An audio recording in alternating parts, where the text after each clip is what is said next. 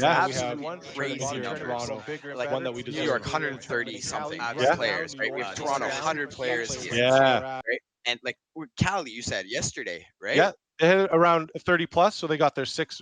They were at least 32, so they got their Absolutely. 6 rounds, and yeah, 100 battlers here today in Toronto, showcasing so much skill. So we're very hyped to bring everyone the battle. So again, thank you for joining us today. It's going to be a good one. It's definitely gonna be great. We have a lot Yeah, of huge competition here.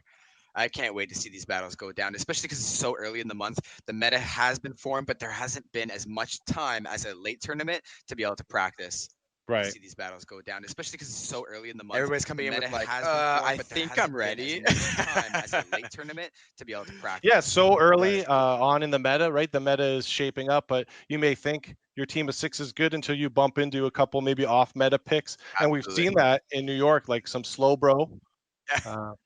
Uh, Slow bro has been a big one for sure. yeah, and I thought slow bro was just a confusion, but I've seen people run water gun, which will really throw you off. And we know Niantic is listening, right?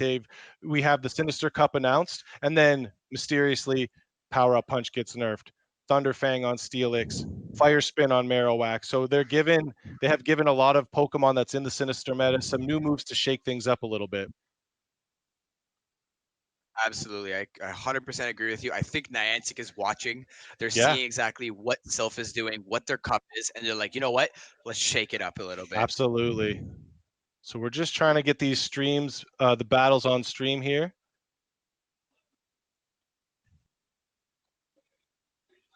And the tournament is underway here in Toronto. We're just looking to see the featured table battles.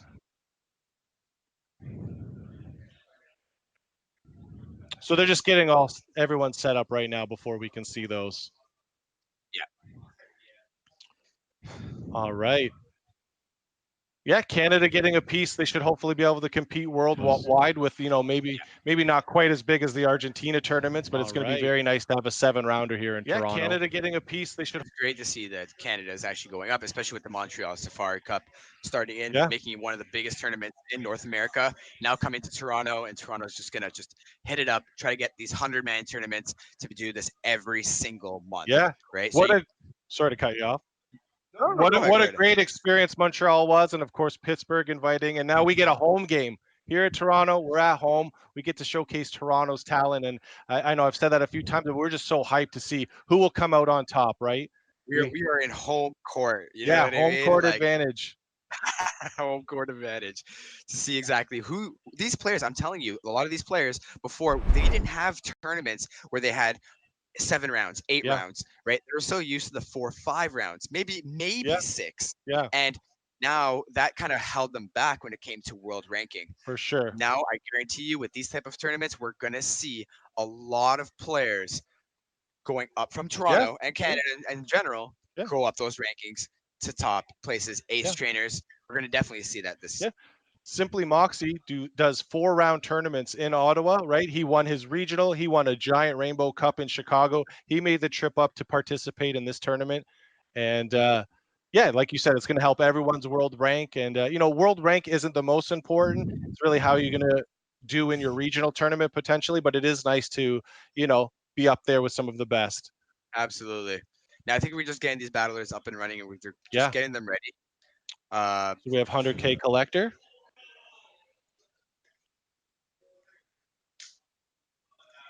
just trying And to is get that the stream up. 100K collector and I believe Despicable, if I'm saying that right? Kind of a fitting name for this spooky, sinister cup here. And let's take a look at his team: Dusclops, Poliwrath, Steelix, Medicham. Going with double fighter.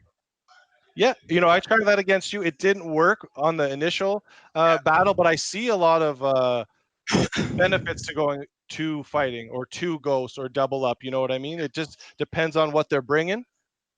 And put it on here.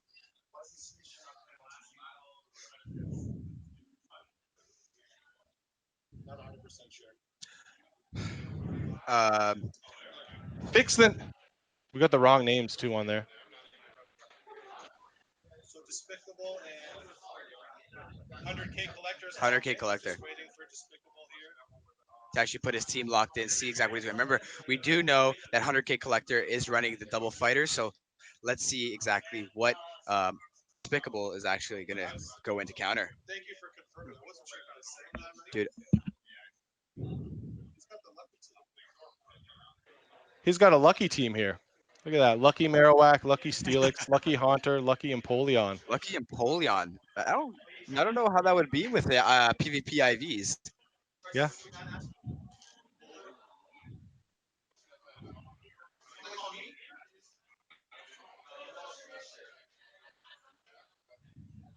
Now I know Shinies could potentially do more damage. I wonder how the Luckies do. I think Lucky's do less damage. Ooh, yeah, yeah. Put himself at a disadvantage. Save the Stardust. Yeah, Maybe do a little less damage here. maybe be able to pull off more tournaments, Yeah, more Pokemon by pulling off this kind of yeah. lucky Pokemon kind of thing. And he does have Haunter on his team. You know, Haunter's ranked very high on PV Poke, but a lot of us were, hesitant to use it because of how much damage Confusion does. But I was creeping on the New York teams. Valor Ash is using it, so The thing I, is, from what I see here on his team, seeing that he has a Lucky Marowak, Lucky Steelix, Lucky Haunter, Lucky Empoleon. yeah, Now, I think Lucky Marowak probably won't be the top. Steelix as well, Haunter. But again, Empoleon, though, yeah, is using Waterfall, right? yeah, It's using Waterfall, which means it does want a high attack stat to be able to pull off a lot more damage, hit that break point, pull off more damage with just the fast moves. Because we know he might get to one charge move, right. maybe one, but that's pretty much it, right? That's a great point. I didn't think about that actually. So, we've seen that in other tournaments, even with Wigglytuff in Jungle Cup. You want the high attack stat for a Yeah. break point to do a lot of damage, but that's a great point actually for Empoleon. So we're just gonna wait for him to lock into his team here. I think we're just waiting to see to get these battles up, Okay. right? Let's see if any of these first round matchups have finished though. It's not always about the featured table. Very important, of course, but we want to see who is doing well in our tournament here. It's good to This, see Scotty show up. He gets a win in round one. yeah, he Oh, fell off in a certain time during season one, but now yeah, he's back in season two, saying, "You know what? I'm coming in hard. yeah, Let's do this." Right? I want to actually highlight one specific player. Of course, we got Holden McGroin, right? yeah, Just super efficient player, like yeah. always doing top, always being top tier when it comes to these tournaments. Always either coming first or at least coming in the top 10, right? Right. Not even just top 10, top tables, right?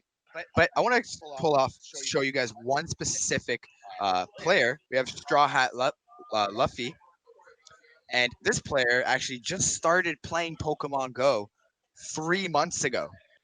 Who's that? Straw, where is he? Straw Hat Luffy. Okay.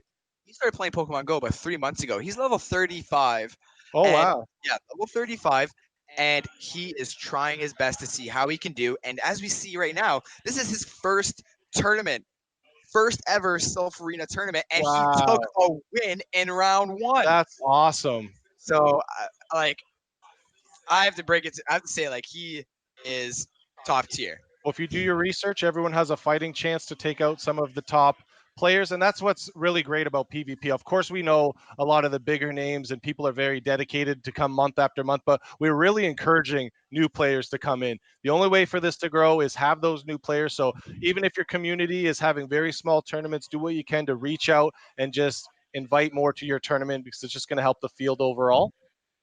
Absolutely. I 100% agree with you. That's the only way to make PvP grow. It's the only way to get PvP to be an esport. We want to get more players in, get more people interested, more people to watch these live streams. We want people to watch these live streams, Yeah. get interested, learn from it, do better in these tournaments. And then once we get these star players, then we can start getting more like, specific, maybe even sponsorships. Hopefully that'd be great. And even us, like we could easily come here and go 4-3, 5-2, maybe even win the tournament. But it's important for us to set up shop and stream and shoutcast these tournaments so you can see it at home. I think a lot of people learn from the YouTube content creators a lot, but to be able to see an actual tournament live or see some of these great players make these decisions live, it's going to give everyone a great perspective and help them in their tournament next weekend or at the end of the month, right? Not everyone's holding their tournaments on the 6th or that first weekend. Exactly. We have these big tournaments happening early month. People are going to learn from this, see, hey, you know what? This Pokemon does really good. It really synergizes well with that Pokemon. And then from there, you kind of say, you know what? This is what I'm going to do. Yeah. Or I'm going to learn how to counter that, right? At Yes. least I know that situation could pop up in a battle. Yeah. Yeah, it's like a player like Caleb Peng, or on the Cali live stream, Maroon Six popped in and just focused on taking down the meta. You guys did a round table on King's channel, and you talk about like a lot of the things that are expected, but the really top players really like dive in and look for those counters to throw opponents off, or just do something out of the norm. Exactly. And you know what? I feel like going out of the norm is the way to win a tournament. If you are going into matchups with Pokemon that are very, very familiar, people have been memorizing, they know the fast Yeah, move counting, right? They know what kind of charge moves they have. But again, sorry, going into that, now I'm going to start bringing you to a different topic and start saying the new charge moves, the new fast moves that Niantic has dropped, right? These new moves have thrown everybody off, yeah, right? Gets people to really adjust and see exactly, you know what? Oh, wait, now Steelix can actually do well against Poliwrath if yeah. it has Thunderfang. Not saying that Thunderfang is the best move to use, but I guarantee you there are people in this tournament that do have Thunderfang on Oh, their for Steelix. sure. Throws the opponent off. Mawile has kind of been running amok, but if you give your Marowak Fire Spin, it deals with Mawile a lot better. Mhm. And little off topic, it's a different tournament, but like Valor did Charge Beam over Water Gun. Everyone's running Water Gun on their Lantern, but this guy runs Charge Beam to get to the charge move faster. So it's nice to have options, and it just shows that Niantic is listening. So we appreciate Niantic for spicing things up, because as long as they keep adding new move sets like Charm or different things, it'll help the meta. And then, of course, thank you to Sylph, because we're starting off season 2 with a bang in Toronto, and we just couldn't be more appreciative of those two big juggernauts helping our gameplay and create a lot of fun for us. Exactly. Big shout out to Silpharina, right? Honestly, if it wasn't for the Silpharina, I don't see PvP being as big No, as it is right now, right? 100%. Hands down, it's going Yeah, to be given to Silpharina, saying that you guys have actually made PvP what it is today. yeah. And Niantic's putting in a PvP kind of matchup system. We don't know how it's going to look, but it's coming in the future. And not a lot of people, but I heard some people say, "Oh, GG, Sylph's done." No, Sylph is here to stay. There's no way we're not going to compete in these Sylph Cups, because if you guys can't see it right now, but we've got 100 battlers to the left of us, and it's just a great experience. Even if you just go 3-3, the people have fun. The new players, they have a great time when they do come out. Absolutely. 100%. I completely agree with you. So let's see what's going on here. Like, are we picking teams? I think they are. Yes. I think that's the challenge too, to get new players. It's just getting them to the venue, Yeah. right? And we're still just waiting on the battlers to pick their team. I see. I see Despicable starting off with a Charmeleon, Wartortle, and Ivysaur. Yeah, the starters not qualified for this cup. I wouldn't worry about it too much. Mm, should.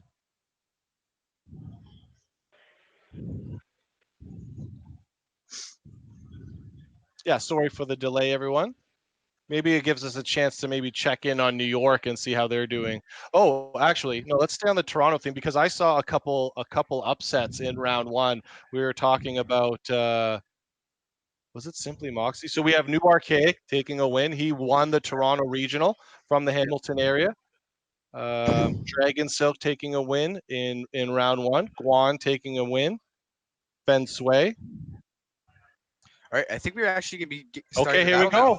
Let's Now, do it. from what I saw, Despicable actually led with Haunter, and he also has Bronzong in the back. This is actually going to be a pretty decent matchup, knowing that 100K Collector is running the double fighters. Yeah. Now, seeing he can decide to keep Haunter, actually farm with Haunter, swap in to the Bronzong. What's he running on the Poliwrath here? This is a Okay, dynamic dynamic punch. punch. Now, recently with the nerf of Power Up Punch, that opened up Poliwrath's moveset. We discussed that earlier. And Absolutely, I think that the fighters, instead of becoming now more reliant on counter, they're actually becoming more reliant on actual direct fighting damage Yeah. with dynamic punch, cross chop, right? That's why Primeape has actually rose up in the Yeah. rankings. Yeah, we saw that on your channel talking about Primate, and that was a great suggestion because again, it has opened the field up and given old, a Pokemon like Primate more life. It was already relevant, but so he's going with the power up punch here, and so he's going with the Psy Shock. Psyshock taking out the Medicham, deciding not to shield just because his HP is just way too low. It's not worth Right. it. And it's good that he got his. Oh, I was gonna say it's good that his Poliwrath got to avoid the confusion damage, but he brought him in versus Bronzong. So Haunter's Now, gonna do guys, a Shadow Punch. we do understand that our voices are a little bit, I would say, behind. It's just because are not seeing the stream live as of All yet, right. right? That is the main reason. We're still working on it. We're trying to get it up and running. Oh man, I didn't realize that. Thank you for telling us that. Yeah, we expected to have it in front of us. It's okay. We're getting a few things set up, so we're just gonna watch and see how this plays out. Now Wow, that Haunter, hanging on. And we said, it's gonna take a little finesse to make Haunter work, even though it is so powerful. It's very squishy. absolutely. Now Steel is coming in with the full Poliwrath with a shield. This is pretty much game. I'm Yeah, gonna give this game to Despicable, saying that Poliwrath against Steelix, there's no way out of it. yeah. And thank you for everyone watching and understanding. It's great to have 72 people in the stream right away. Absolutely. Thank you guys to everyone that's actually joining the stream. Thank you to Go Live for actually getting Yes. this all set up to be able to show exactly what Toronto's made of. Yes, we're looking to do this monthly. So again, if you guys want to just, subscribe and make sure you're tuned in for future tournaments, and we'll make sure to have everything set up at the start.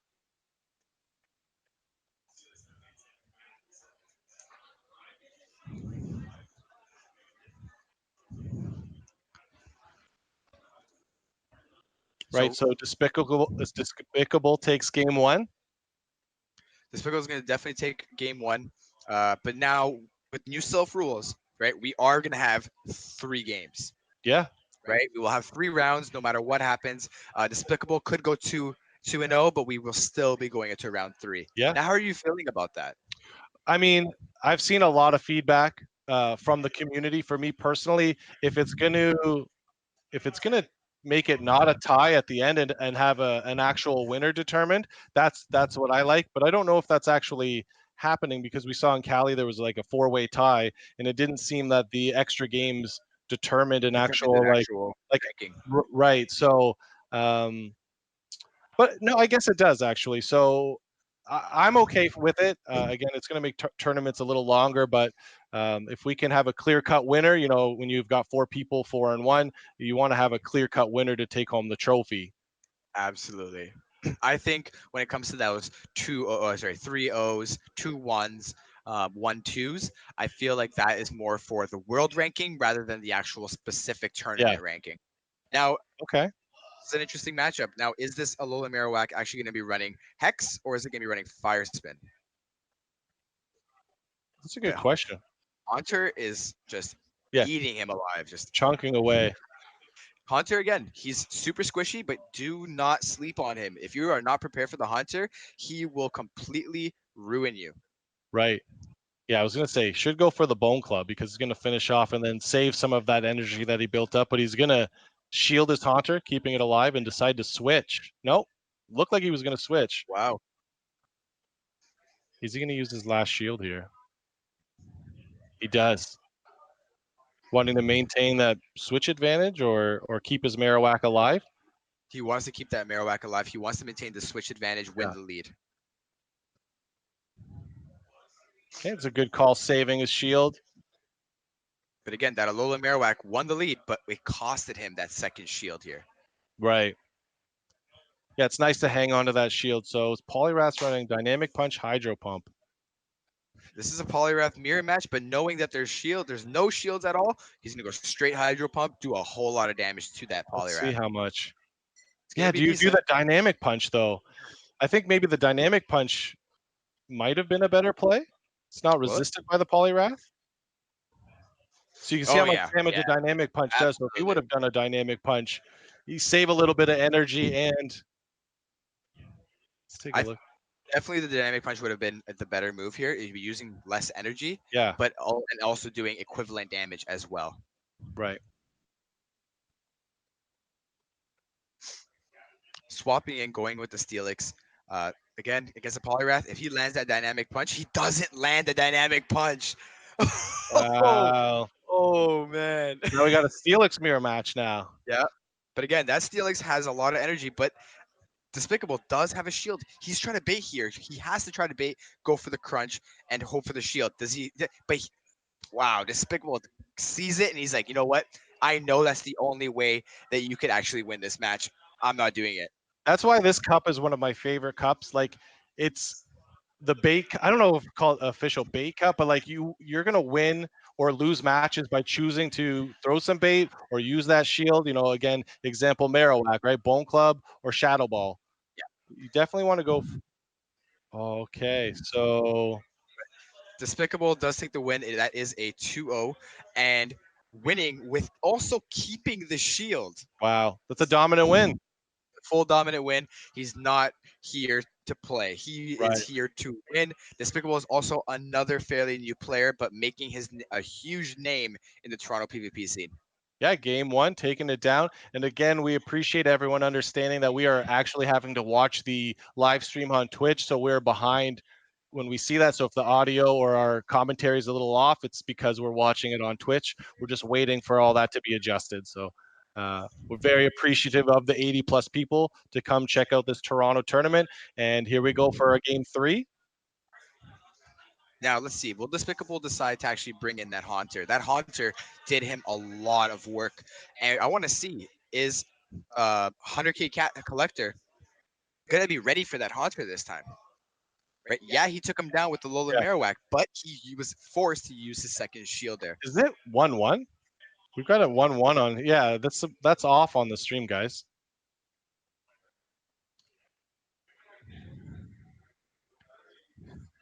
Or is it?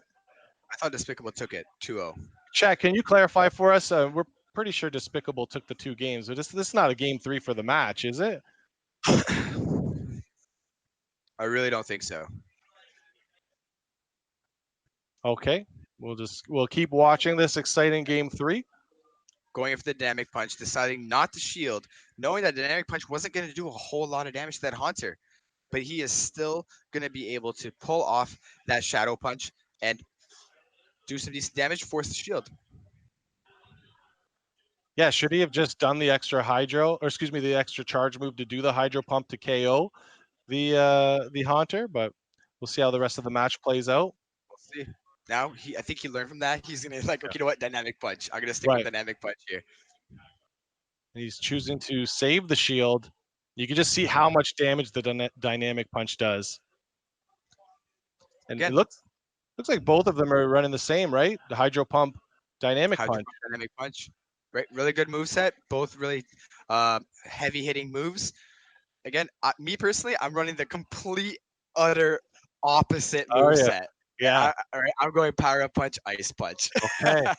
Yeah, I like having that ice punch because like Drift Bloom is running through a lot of the teams, right? So it's good to have the coverage against that ghost. Exactly. If you're caught up in a matchup against a Lugia, Yeah, right, ice punch could save you in that matchup. right. But again, we do have the Medicham. Medicham's going to do some decent damage. He's powering up. He knows he's able to take down that Poliwrath, but also power up, and he's left with the Empoleon. Yeah, and this is going to hurt. You can see the counters doing a lot of damage. He's going to build up the attack by doing another power up punch, and he's deciding to shield it. He has to, but it doesn't matter because counter is just going to be able to just take him down. Yeah, you can see that. Easy as that. And he's able to feint him before he gets off the charge move.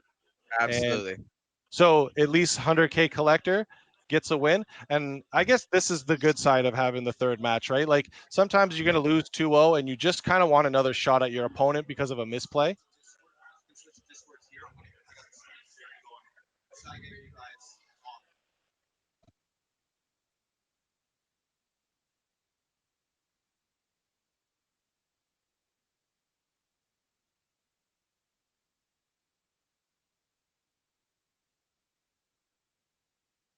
So we're just getting set up here for round two. Just be a moment.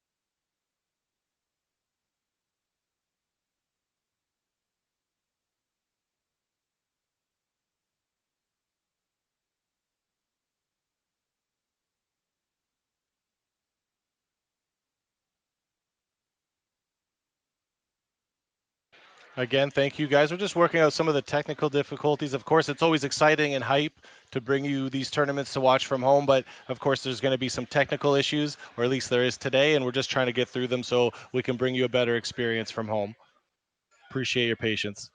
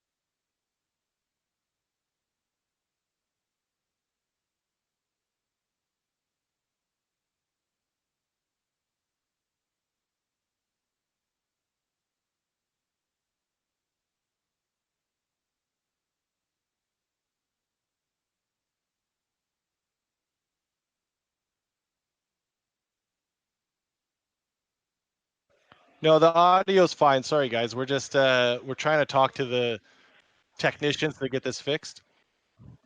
So we have the mics muted. So it's going to be a little bit of a delay here, and we'll get everything set up. Let's just take a quick look at the matchup since we're just waiting anyway for them to get it all up and running. Let's see. Here, refresh it. Then we Perfect. can see who's battling in round 2. Oh, perfect. Did we check on King in round 1? What did he do? King took it round one. Nice. Yeah, he did. I saw that. Where's Mr. Scrublord? I wonder how he did. Oh, Scrublord taking a loss in round one, actually going into round two against Sparkle. Sparkle Tangerine. Nice. Right? If you guys don't know who Sparkle Tangerine is, she is actually King's main partner when doing short man raids. Yep, Right? taking some of the Pokemon skill knowledge she has and trying to bring it into the PvP world. But in Scrublord's defense, he had a tough first round opponent against K Machan. Is that how you say? Kamichin. Actually, Kamichin was the winner of the Fantasy Cup, if I Oh, remember right. correctly. Correctly. Also streamed on Go Live, right? Another creative tournament that they created for Montreal. That's the thing about these battlers, right? It doesn't matter if there's a cup or not. They've learned a way of how to get things done. They've learned the way that these cups are formed, and they're gonna go with it, whether the season's on or off. Right.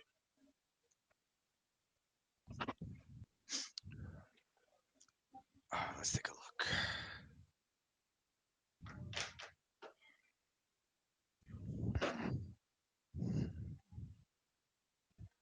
Who else? Manaholics as well.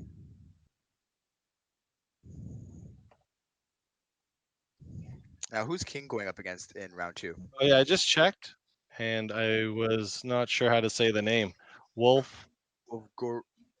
Wolfro got you. He's going against a wolf in round 2. So I hope Not the Dark Matter Wolf. no, not the Dark Matter Wolf. Shout out to him. Bench the grass. Man.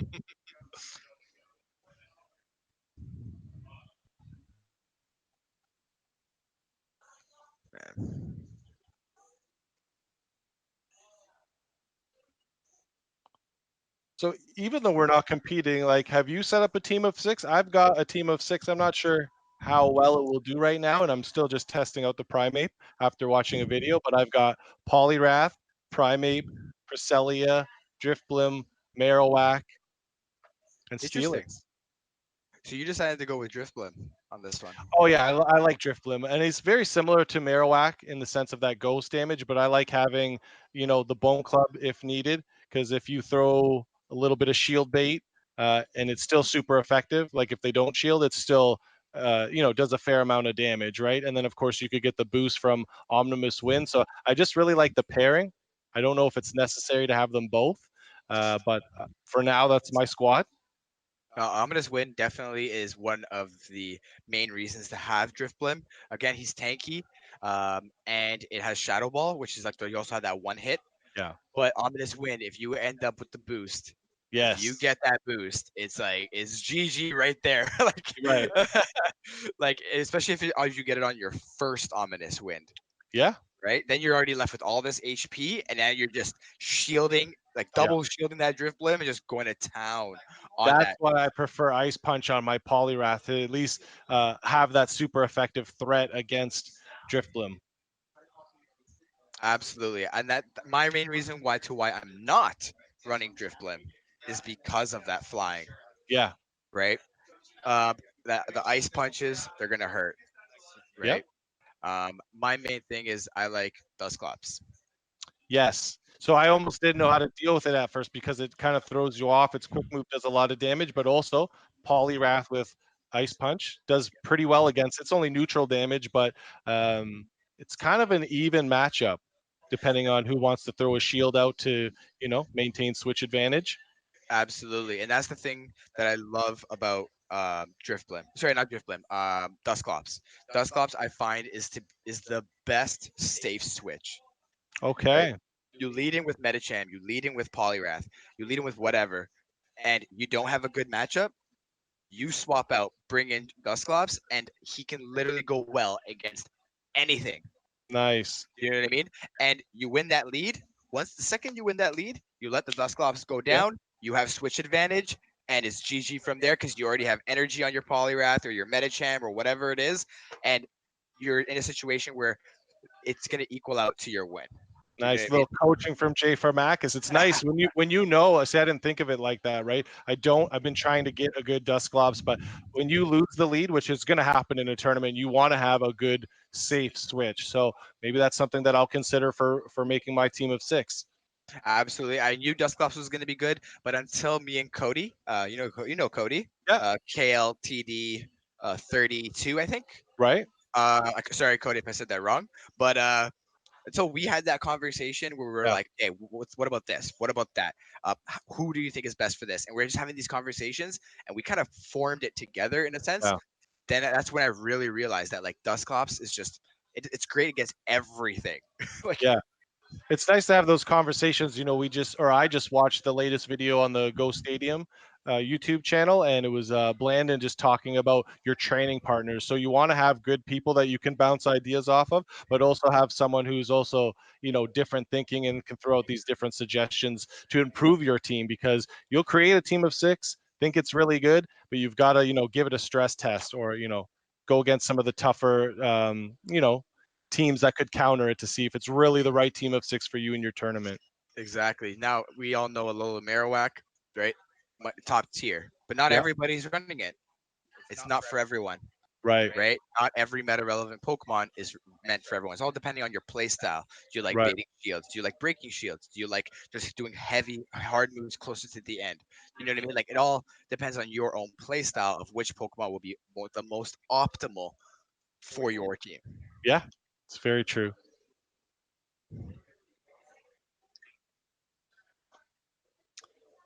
Now, what other news do we have for our viewers? What are big things that are happening in the PvP scene?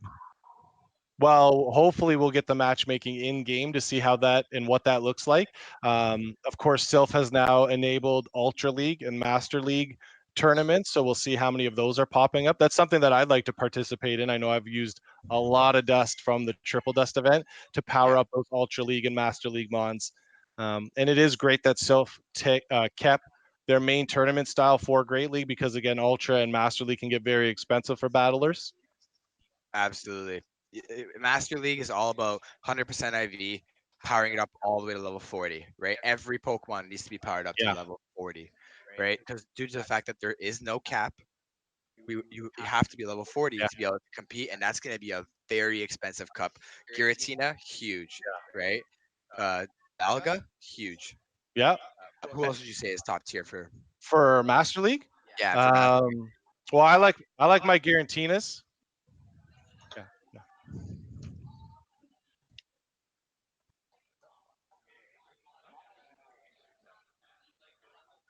yeah. Garantina. I think you mentioned Dialga. I like Raikou. When again, Niantic is adding these different moves, given Raikou Shadow Ball, and recently the Legendary Birds. It's at least given Zapdos and Articuno some other options as far as charge moves go. And hopefully, we said Niantic is listening. Hopefully, they in December for Community Day allow us to get Last Resort Umbreon, other Pokemon like that, because a lot of people still need the Frenzy Plant Venusaur. Uh, you know, uh, The Blast I Burn think it's Charizard. very Last Burn Charizard. Thank you. It's very important that Niantic allows us to do that, especially because I've got a shiny EV saved up for my Umbreon. I remember when we were all trading shinies and like super rare Pokemon to try to get some of these legacy moves like Ice Beam, Lapras, right? Yes. Ice Shard, Ice Beam, Lapras, and then we all get these Pokemon ready. We have them ready to go, and then Niantic just like here, 3 hour raid day, Yeah. yeah, and it was available for everyone. But Right.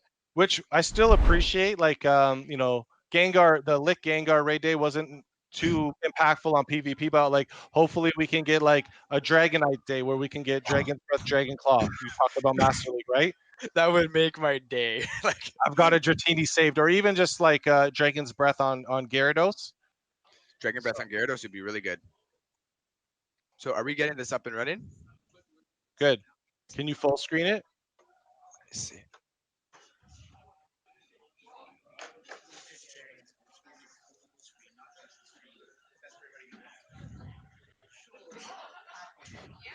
It's better, and Can, then at least we can see. Then ask him to mute his mic again.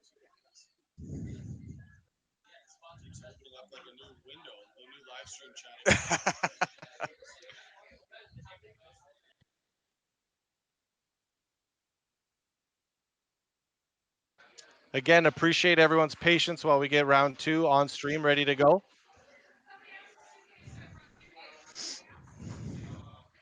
Okay, so who do we have here?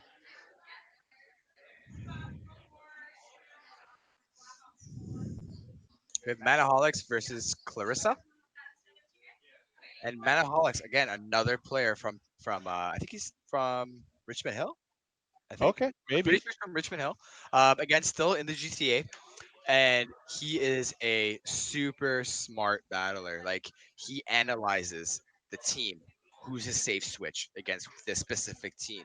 Who's the best possible lead in this case scenario?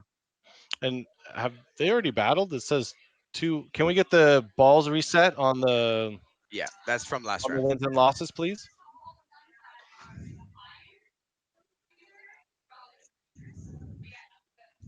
So we can see them kind of eyeing up the team. And we do see a Lugia, something that I've been trying to trade for to try to, get for the matchups. And as you can see, John is we've got a very sharp looking Sinister Cup trophy up for grabs. So that's going to be a great prize for the winner of this tournament. And I don't want to see a split. I don't want to see 6-1. I want someone to run the table 7-0. But we know with a tournament this big, it's not always going to happen. There's always upsets, and you see a Yeah, lot of these tournaments in ties. absolutely. With this kind of competition, it's going to be extremely hard to sweep, right? This Yeah. again, this is all bragging rights as well, Yeah. right? These guys all know each other. They play with each other every month. They play with each other at home remotely, and now this is going to be some serious bragging rights. Yeah, and that's specific to some of the tournaments you've been to. When you say that, everyone, you see the Jeff Cho's and King IVs and Dragon Silks battling in the same tournament, which is some tough competition for a 4-round and a 5-round tournament. So at least we've got a giant tournament for them to display their skills today. Absolutely. So let's take a look. It looks like Manaholics is going to try to lead with a with a Alolan Marowak. That's something, I was just going to say, I run that squad a lot, actually, and that's a lot, typical. You see, a Ghost, a Fighter, and then Steelix or Bastiodon. And Absolutely. it seemed like a lot of people were he is locked in. A lot of people were really leaning towards Steelix, Steelix is still good, but almost Bastiodon almost got forgotten about. And Bastiodon, again, just has some great matchups against the Ghost. So here we go. Dusclops against Poliwrath, and that's what we were discussing earlier, right? This matchup, and it Are we looks like he's experiencing lag lagging. here? I think so. Okay. Yeah, Yeah. that definitely needs a rematch. Which I wanted to see the move set on Poliwrath, Poliwrath, because if he doesn't have Ice Punch, then it puts the Poliwrath at a disadvantage, right? huge, and there it is. Yeah, good call. We're gonna restart, and then maybe we can take a look at that Poliwrath move set. So Clarissa and then Manaholics. I was gonna just cheap out and say Mana for sure, but we'll go Manaholics versus Clarissa. We're gonna lock in with the same teams as the Sylph rules state. And Absolutely. I've had that in a tournament before against this is the Steve where I saw his team in Jungle Cup Venusaur, and I just wanted to switch my team so bad when we had leg, and I knew the whole time I didn't have a Venusaur counter. But you got to play by the rules. Sylph has set up a great set of rules to keep these tournaments clean and competitive. Absolutely. Now they're going to have to go the same lead, knowing that Manaholics is not in the greatest matchup. Right. He's going to switch out instantaneously, try to not even get at least a second fast move on him right away, bring in that Alolan Marowak. And again, Dusclops, right? Yeah. Dusclops does a lot of work here. Yeah, super effective damage from the Ghost. Yep. And then the Bone Clubs won't do that much to it, right? So that's where the debate between Marowak and Driftbloom comes into play, right? They're similar, but that quicker to get to charge move is not very effective against some of the meta, right? So Exactly. Now, Manaholics is actually deciding not to shield here, knowing he's going to have a little bit of health remaining to be able to still pull off that Shadow Ball, forcing that shield on the Dusclops. yeah, because the Shadow Ball just would have exploded that Dusclops. So it's good call with the shield, and down goes Marowak. Absolutely. Now that Dusclops has farmed a little bit. Yeah. And with that little bit of energy, he knows is if it's gonna be that Poliwrath, I'm gonna go Shadow Punch. If it's that Steelix, I'm gonna go Fire Punch. And he definitely has some sort of answer, no matter what he brings in. Yeah. All right. So Fire Punch is going to do a decent amount of damage. And Manaholics is still deciding not to shield here. He's keeping both of his shields. And again, I haven't seen the move sets on his Poliwrath. Is that maybe because he's got the power up punch and wants to build up that energy? But Possibly. or the attack power. We'll find out. And does he decide to shield here? Really playing it risky. Maybe he's lagging again. Again, these things are a little bit risky to do, especially because you do have some Pokemon that have extremely strong, fast moves. You Oh, don't want to lose with shields in the back. it feels terrible, and it's happened to me in tournament play where I've had the right lead and then countered the second Pokemon very well, and then just that quick move, Charm. Oh man, I know not for this tournament, but Absolutely. And now he's going to be going against Poliwrath Mirror Match, deciding still not to shield. are they lagging here? Yeah, they're lagging a little bit. They're trying to see exactly what's going on. And he's going to end up going for the Power Up Punch. Can't see it. I'm pretty sure that's what he went for. Now, I don't know if that's a recording coming back that's lagging or if they're actually lagging here. This is the one. Rewatch. Right. Again, he still has those shields. He's going to do work here. Again, if you can see here, that Poliwrath is still not attacking.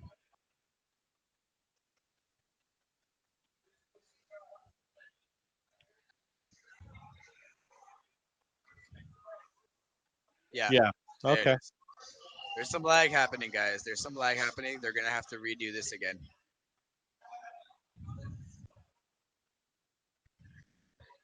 And the thing about this is that the Toronto community, not just Toronto community, but the PvP community loves PvP so much to the point where we're battling here, we're shoutcasting here, Yeah. we're live streaming, but we're also watching the Go Stadium's live stream Yes. in New York on the TVs in the actual facility. And you and I, we got a lot of respect for Ghost Stadium and what they've been able to do to elevate PvP. You know, we do hype up King a lot for what he's done for us, but definitely the Ghost Stadium with the remote tournaments, their shoutcasting, their Friday night fights, and also their coaching services, right? So, yeah, I'm very interested as a fan of PvP to know what's going down in that New York tournament, which right now we have no idea. When we went live, there was about 3 rounds deep into the New York tournament, and it's going to be very exciting to see who comes out on top in New York. And of course, the hype of Toronto is really real, especially for us being a home game, right? Absolutely. Thing is, like again, Go Stadium has made people who are in these rural areas able to play PvP, right? They let you do tournaments, right? They don't have to drive 2, 3, 4 hours to be able to do a tournament anymore. Now they have their options, right? They allowed them to gain friends, Yeah. right? Get more people on their friends list, do practice battles, and this could not have happened if it wasn't for Go Stadium. Yeah, thank you, Ghost Stadium. And you've seen in the comments before, I see a lot of people say, man, I wish I had enough people to do a tournament in my city. And like even in my city, we're a very small community, and we're lucky to get 4 rounds or get a ranked tournament, which we're able to do. But you're right; those remote tournaments are huge for players that just cannot have to get enough people. So here we go. All right, let's get this started again. This is still game one. Still game one. Matchup. And the interesting thing is, I believe they're Mudshot Poliwraths. Yeah. Which I run Bubble a lot. It was nice to see, a Pokemon that has legacy moves that is so highly desired, but Bubble being relevant, so you can go with either or. So the balance again, it's such a great type of a cup. So we got Marowak going for the Shadow Ball, and is he gonna think? Kaboom! Oh, Got a shield. kaboom! Dude, and that's where the hype from this tournament happens, because you could think your opponent is shield baiting, and then you get rocked with a Shadow Ball like that, and you're so behind. And now he just swayed the match into his favor, completely annihilating that Nuzclops. Shadow Ball being one of the biggest, deadliest moves in the game.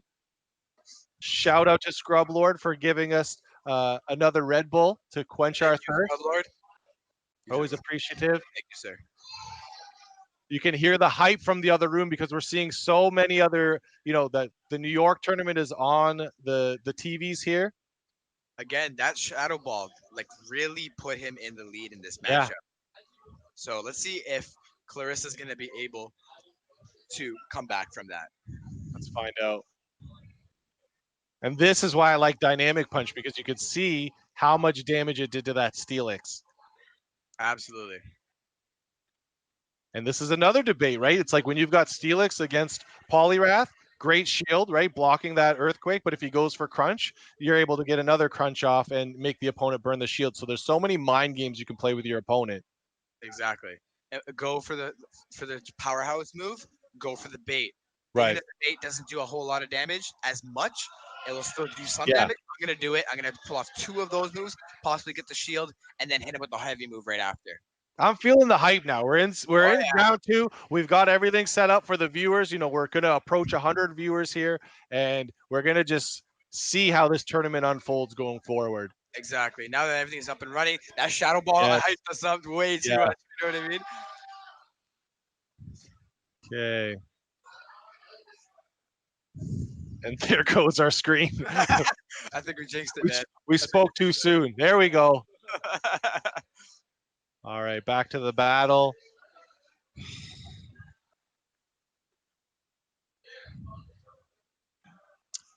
Again, psychic, right? Oh, wait, was that? No, that was synchronize, I think. Yeah. Another cool move brought in by Niantic for the Community Day, and we know in December we'll at least have this year's Pokemon on there. But again, please, Niantic, let us have Umbreon. Let us have Frenzy Plant Venusaur. Absolutely. Umbreon is going to be a tank. It still is a tank right now. Yeah. And now with the buff to Snarl. Yes.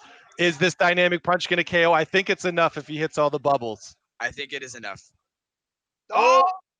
It's okay. They needed an extra quick move. Okay, so Clarissa, after a couple restarts, takes game 1. Clarissa took the Shadow Ball. Yeah, overcame. Yeah, overcame the Shadow Ball, actually stepped back, came in with the rest of her 2 Pokemon, and finished it off. Remain calm if you get rocked by a Shadow Ball or a big move, because you may think you're ahead or your opponent may think they've got a great lead. And again, there's still so much of the battle to be played out. So great win by Clarissa. Absolutely. Now let's see. What is Manaholics going to do here to sway it up? Okay, let's take a look here. Now Manaholics is like, okay, this is what Clarissa's running. This is how I'm going to be able to fix it. Yeah. Bring it back. See how am I going to square it up with 1-1. Yeah. A lot of people are really good at reading teams of 6, but I have to see it on this screen right here, the Sylph way. It's the only way that my brain can work to be like, okay, so this, that. I agree. So we saw locked in, I believe, Steelix first, Poliwrath Haunter. It was very quick, but I think at least those are the 3 in whatever order. So we'll see what Clarissa does here. And the other thing we didn't really talk about that is a game changer, CMP is random now. A lot of us have complained about CMP. It's completely random that we know of, right after seeing some tests by King in the community, Go Stadium. It appears that CMP is random. Absolutely. Now there's no more rock, paper, scissors to see who's going to get CMP. Now it's just straight random. Which is good because my rock, paper, scissors game, I go 0 for 4. Like I can't even get a win in a tournament. So here we go. Steelix versus the Poliwrath. All right. Again, Clarissa's going to have full lead here. Bringing in that Poliwrath, that means he doesn't have an answer. Right. Poliwrath. So he's going to swap out, bring in Gardevoir, and Gardevoir is just going to eat Poliwrath. Whether it's Charm or he's got the Hydro Pump though. Okay, good shield. But yeah, Charm or Confusion can really bring down, a Poliwrath, but great shield there. Absolutely. I don't think that's Charm. Is it maybe? I've seen the possibility of using a Charge Beam. I think it's Charge Beam. Well, now that you mentioned it, you can Yes, see it the is charge. charge move. Great recognizing that because the charge move is brought up a lot quicker, right? So not as terrible for the Poliwrath from the quick move perspective. Right, and again, charge beam. It's not a heavy hitting move, but Right. it gets to that synchro noise. It gets to that shadow Yeah. ball. But both shields gone. But yeah, very interesting. And that's what we talked about earlier. Having multiple move sets, whether it's for charge moves or quick moves, can really change up how the matches are done. Exactly. Now I think he's gonna have to get to that shadow ball before he gets to the crunch. Will he get? She get to it? Yes, he got to it. Okay. And you can see that it'll do a pretty decent amount of damage. Shadow Ball just being very explosive. Brings it about Absolutely. halfway, right? Decided to farm with the Steelix, just doing as much damage as he can with the Steelix, counting, actually getting to the synchro noise, hoping to bait the second shield. Deciding, Yeah, I wondered if it was almost too much farming, but this won't KO. So great read, right? Keep farming with Onyx and Steelix, and you're going to have to throw a crunch out eventually. And here it is. yeah, he's almost at the point where he was almost over farming. Yeah, right? You can J farm, but don't over J farm, right? Not over J farm. Right. So, right, out of shields, this will take out the Gardevoir. Absolutely. And let's just see what's So left again, over after he this. has the Poliwrath in the back, Right. but With a also having the full dynamic punch. yep, Brings in the swapping it, Haunter. going for the ice punch. Yeah. Great move. That Haunter has one last shield, but I think that Poliwrath has almost enough energy to be able to pull off a second ice punch. Let's find out. Well, we were going to find out, but brings in a good counter. But Oof. this is going to hurt. This is going to really hurt. This is the Shadow Ball. You click Shadow Ball. Okay, that's what it's Shadow Ball. kaboom. Boom. Oh, man. Down goes. But It's then you okay. got the ice Ice- punch. Oh, Oh, I wonder if that was a misclick. I mean, we know it's a misclick, but I don't think he meant yeah. to do that on purpose. I think. Ooh. Yeah. I don't know if the ice punch would have Oh, KO'd, but I think the ice punch is the right play there. no, I think the ice punch would Yeah, have yeah. KO'd. I'm pretty sure the ice punch would have KO'd. And is the Haunter the last Mon though? Yeah. Is it enough though? No, it's not the last Mon. We're having trouble no? seeing this. Again, going for the ice punch.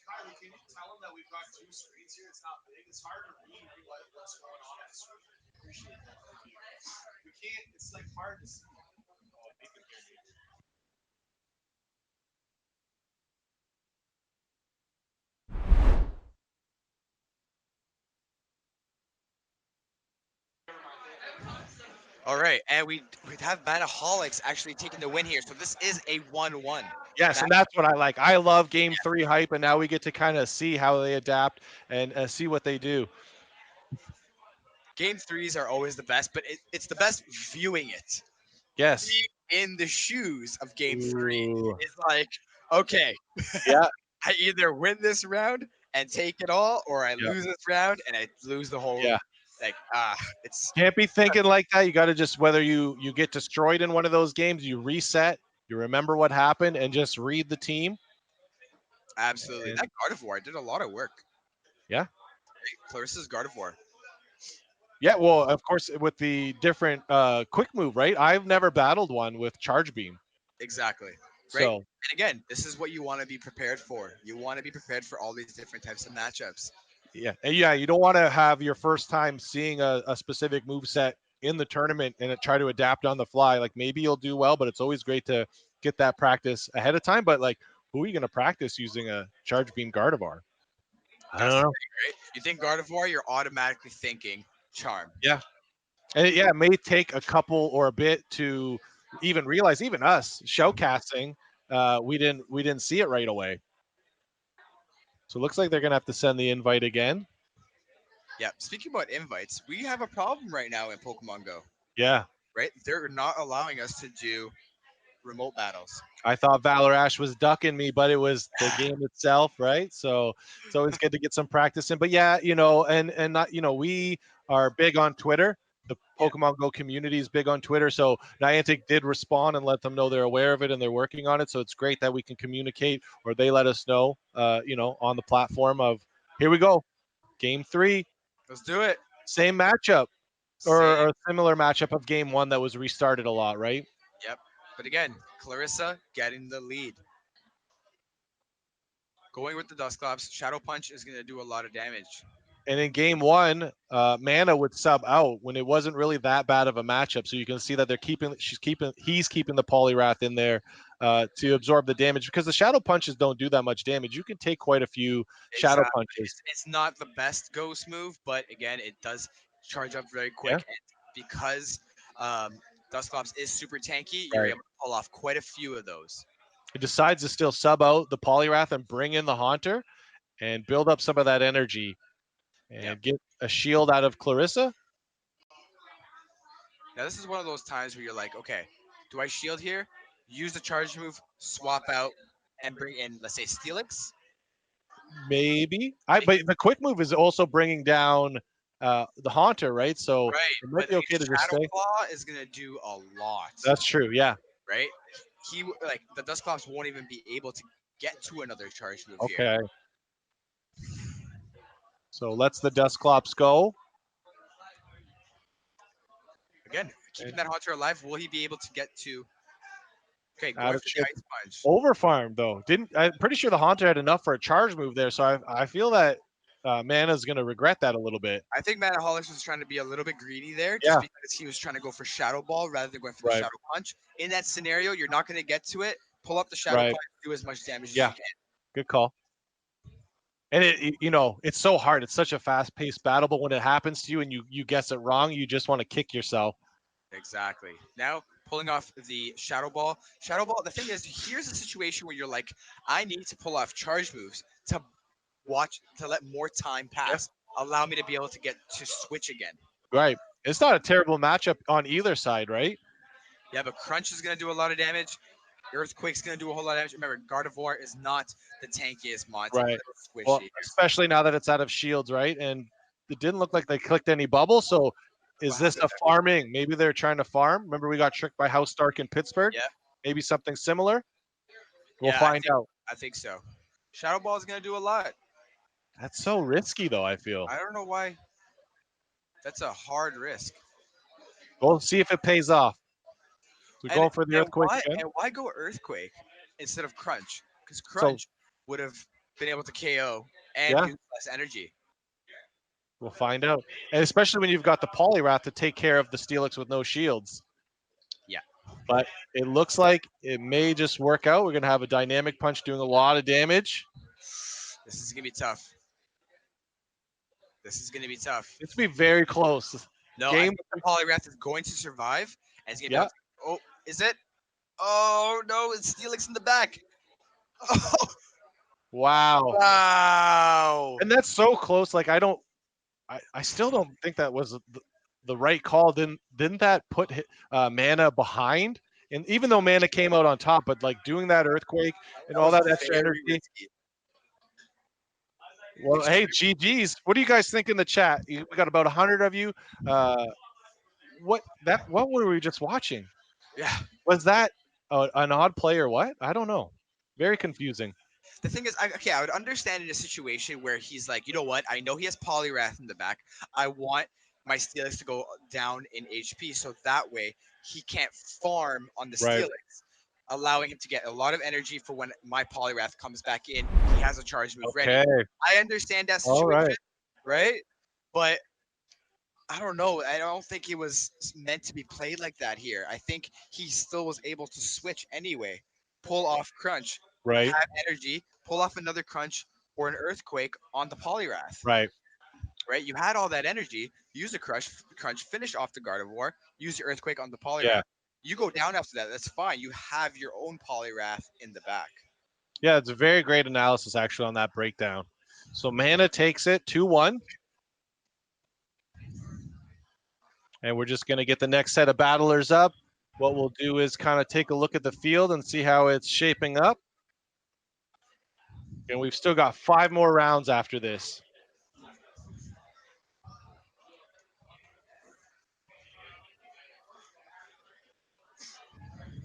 Now let's take a look. See what's going on with the tournament now. Even though I want to kind of creep into the New York tournament and see what's going on, our focus is Toronto right now. We'll be able to watch the replay on the Go Stadium Twitch. So let's stay focused on Toronto. I always, I don't want to seem like I'm favoring the guy, but I want to see how King does. So we've got King versus 100K Collector. He's currently 2-0. So it's good to see King.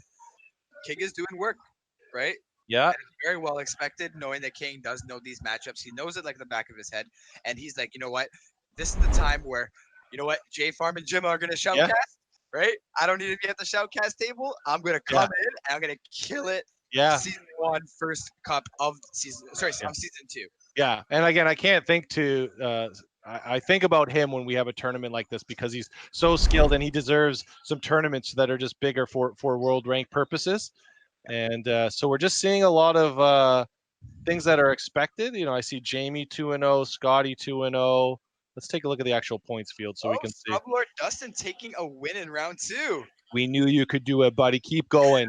So Jamie, Jeff Cho, Holden McGroin, New Archaic. So a lot of what we expect to see for some 2-0 starts. Guam. Shout out to Eliminator from London. Again, a lot of people in Ontario made a couple-hour trip, so that's great for her. Girls at PvP is a huge movement, and we support the ladies 100%. And they're doing work in season 1 already.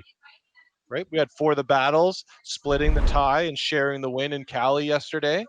Absolutely, For the Battles actually sharing that tie. Yeah. Right. And we girls at PvP is just it's growing. It's growing a lot. We're getting a lot of the females out there more to be able to get more of them in to participate in these tournaments. Yeah. Right? And we saw it in Pittsburgh. We saw a lot of ladies in Pittsburgh before the Girls at PvP movement, and it's going stronger now. So and someone like For the Battles who took an early loss, she lost round 1 and then went 5 wins. So she kept her composure, and that was great for her. And let's hope we can get round 3 plugged in and ready to go. See, I think they're just getting it all set up, ready to go right now. I might want to just battle John here while we're sitting here waiting, test out our teams.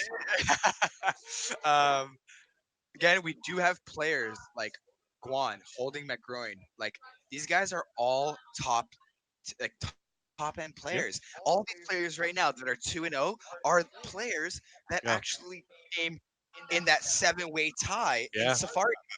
And we're going to do our best to continue to showcase the skills next month. Go live, right? So guys, make sure that you're subscribed and you're following Go Live, and we'll continue to bring you these tournaments month after month in Toronto area. Absolutely. Hit that follow button because we're going to be here every single month. We are sacrificing our world rank, Yeah. Just to bring it to you guys. No, you know what? We joke about that, but like looking at the field, like we very well could go 3-4, 5-2. It's such a toss up, and the competition is stiff here in Toronto right now. Absolutely. Again, yes, we are sacrificing being able to actually participate in these big tournaments to go up on these world rankings, right? But at the end of the day, that's not our main concern here. It's not what we are here to do. We are not here to be number 1 in the world. We're here to make this an esport and grow it to the biggest it can be. Yeah. Go Live, John and Jim. We really know that, a lot of you, the viewers, are excited to watch a lot of YouTube videos, but seeing those tournament videos get a lot of views, right? But seeing it live and seeing some of the battles and the mistakes from multiple perspectives, it really helps people for next weekend or for, near the end of the month where a lot of tournaments are going to be held. Exactly. As you were saying just now, people watch videos on YouTube. They watch your videos. They watch my videos. They watch kids' videos. Jake, J Devin, Psionic, right? Everybody's videos. You're going to learn a lot from these videos. Yes, but again, you're not going to learn as much as what you'll learn from watching these type of battles. And we know a lot of the battlers here are recording, right? We'll probably see For the Battles post-tournament, King IV's tournament, and of course some of the New York battlers are also recording. So it's going to be really interesting to see their perspectives and how they all did. Yeah, and we also have some of the up-and-coming YouTubers. Yeah. Right? We have Dragon Silk also coming in, and he's going to be recording these battles for sure. Yes. So make sure you guys actually watch out for him because he is a top-end battler with a lot of experience under his belt. Yeah, that's someone who I battled a lot in Tempest Cup, and it allowed me to win my Tempest Cup. I traveled to London, and I haven't had the chance to, battle him as of late. So I do know that he's prepared. I did get a best of 3 in with him. for the Sinister Cup. I have battled quite a few people from this specific tournament, and I know a lot of people are prepared. It's only the 6th of the month, and a lot of good skilled teams are already forming, and yeah, it's hyped to see how the rest of the month's going to go. Absolutely. I'm excited to see. I know it's still too early, and I still have to do my ranked Sinister Cup, but I'm very excited. Sylph has pre-planned a lot of these tournaments. I'm pretty confident they already know what's going to be, the November Cup, and it's hope if it's half as exciting as Sinister, it's going to be a win because again, I love the Sinister Cup. Absolutely. The Sinister Cup was a great win, especially with the new moveset drop, Yep. right? It really changed everything up. Sinister Cup is so diverse, right? You're not coming into a matchup saying that my six are gonna be the exact same as your Yeah. six. And if they are, I guarantee you the movesets are not the same. Yeah.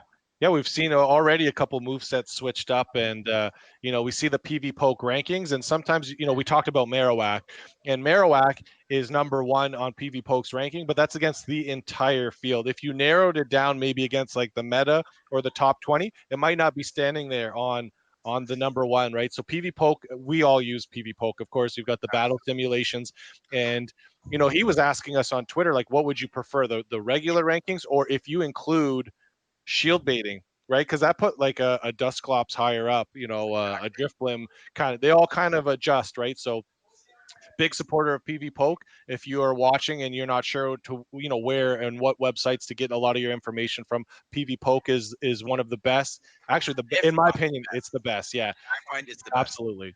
I right? agree. And the thing is, he does it. It's Mr. Kakuna Matata, Yeah, right? means no worries. Right? It means no worries, right? And Yeah, that's the thing about him is that he does it, and he doesn't have any ads on his website. that's a He good point. right? He does it for the PvP community. Yeah, He does it for absolutely yeah, free, right? yeah, So again, guys, if you guys do use PvP Poke, which I guarantee you, anybody who does PvP uses PvP Poke, sign up on his Patreon because yeah. honestly, like he's doing everyone a huge favor. Us content creators, also the battlers, right? If it wasn't for him, you would not be able to see those simulators. And I'm Yeah. not sure if you have it, but we're gonna have our teams. We have our teams up there, right? On Yeah, I think. Well, I was very hesitant because I was like Steelix and Bastion on the same team of six, and then I was like, wait, that's terrible. I'm like, wait, it could work. I kind of went back and forth, but we're seeing in the tournaments people having both of them on their teams, right, to give you that coverage. But also, what he does is he drops on Twitter the infographics of like all the simulations that people have run and like how those matchups are working. So. If you're watching this and you're not on Twitter, it's probably best or help out to create a Twitter account and just like kind of join the Pokemon Go fun because again, you have all the content creators, you've got PV Poke, you've got Go Stadium sharing very valuable information, and it looks like we've got. I don't know if they're testing. They got to be testing. Never mind, they can't see what we can see. They're just testing the stream right now, guys, to make sure that it's stable to get round 3 ready to go. And I don't know if you guys can see, but we imported this straight from Sarnia, from Trophy Pete. We've got the Sinister Cup trophy, and that's why I don't want to see a tie. I want to see someone that go is 7-0. Yeah, beautiful. very nice to take that home.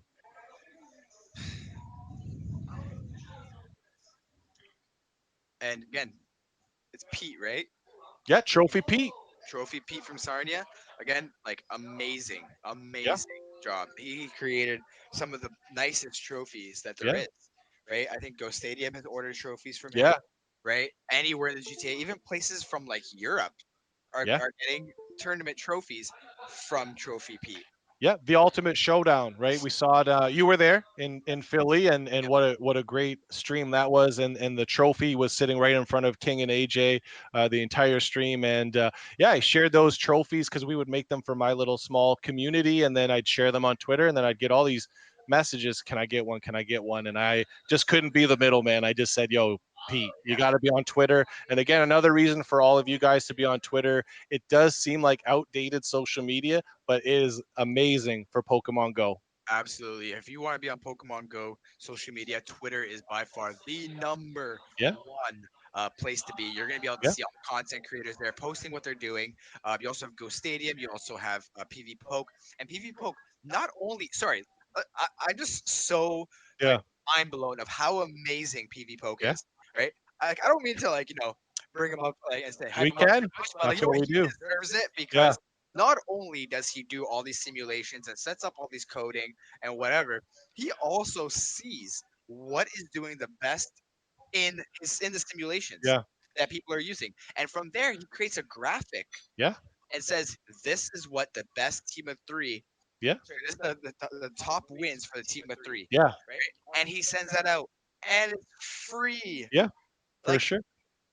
And you got mind to blowing with PV take Poke. it for what it is, right? We talked about those graphics. It doesn't necessarily mean that it will always be the best, but it gives you an idea of the simulations that people are running, right? We all know that almost every team has a polyrath. Now, I'm not saying that you have to have a polyrath on your team to be successful. There's a lot of other great fighting options, but when you know most teams are going to have polyrath steelix, you bring counters for those, right? Again, I mentioned Caleb Pang earlier. Yep.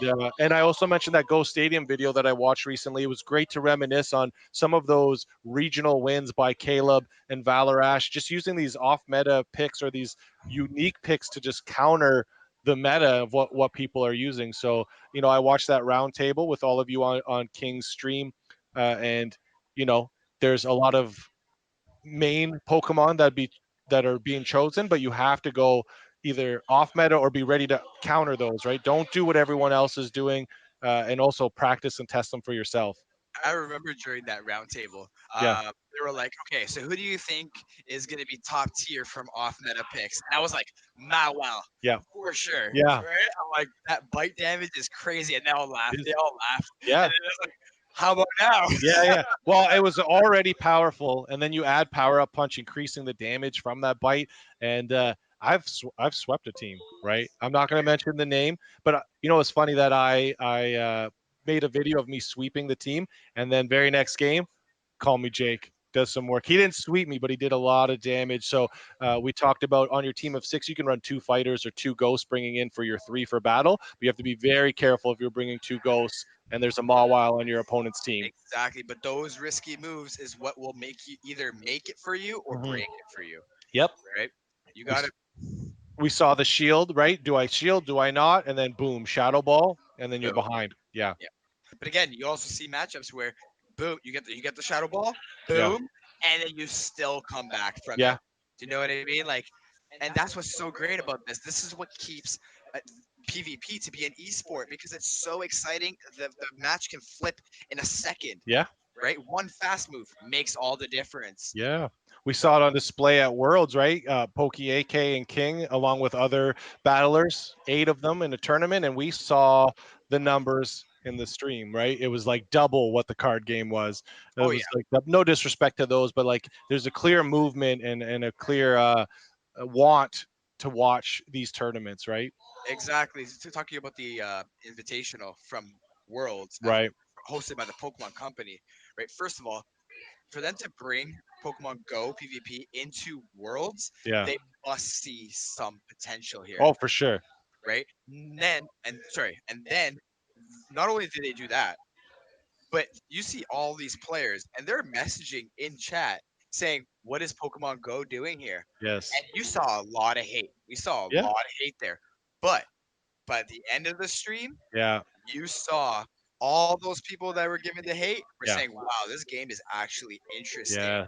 That's a great point too. It's very important us as battlers to don't get so offended when they tell us it's just tap tap tap. Sure, we know it's more, but just calmly let them know that it is more because we're a very tight community, and I don't think there's any reason to be tight over stuff like that. We just welcome them all in. They're either going to like it or they're not, right? We don't have to sell them too hard on it. Just explain our world, and they'll either jump on you know the journey or they won't. Right, So absolutely. And that's the thing about this PvP community is that no matter who you are a battler, yeah, you're a content creator, it doesn't matter. There's competition in everything, yeah, but it's almost like we're all one big family. There's no yeah, hate. There's right, no harsh words, right, right? It's just straight GG, yes, right? and we can say things like what is going on, where are the battles, without them being offended because we kind of want to see some battles. I'm not sure what is going on, John and I are going to have our voices done by round 3. But Absolutely.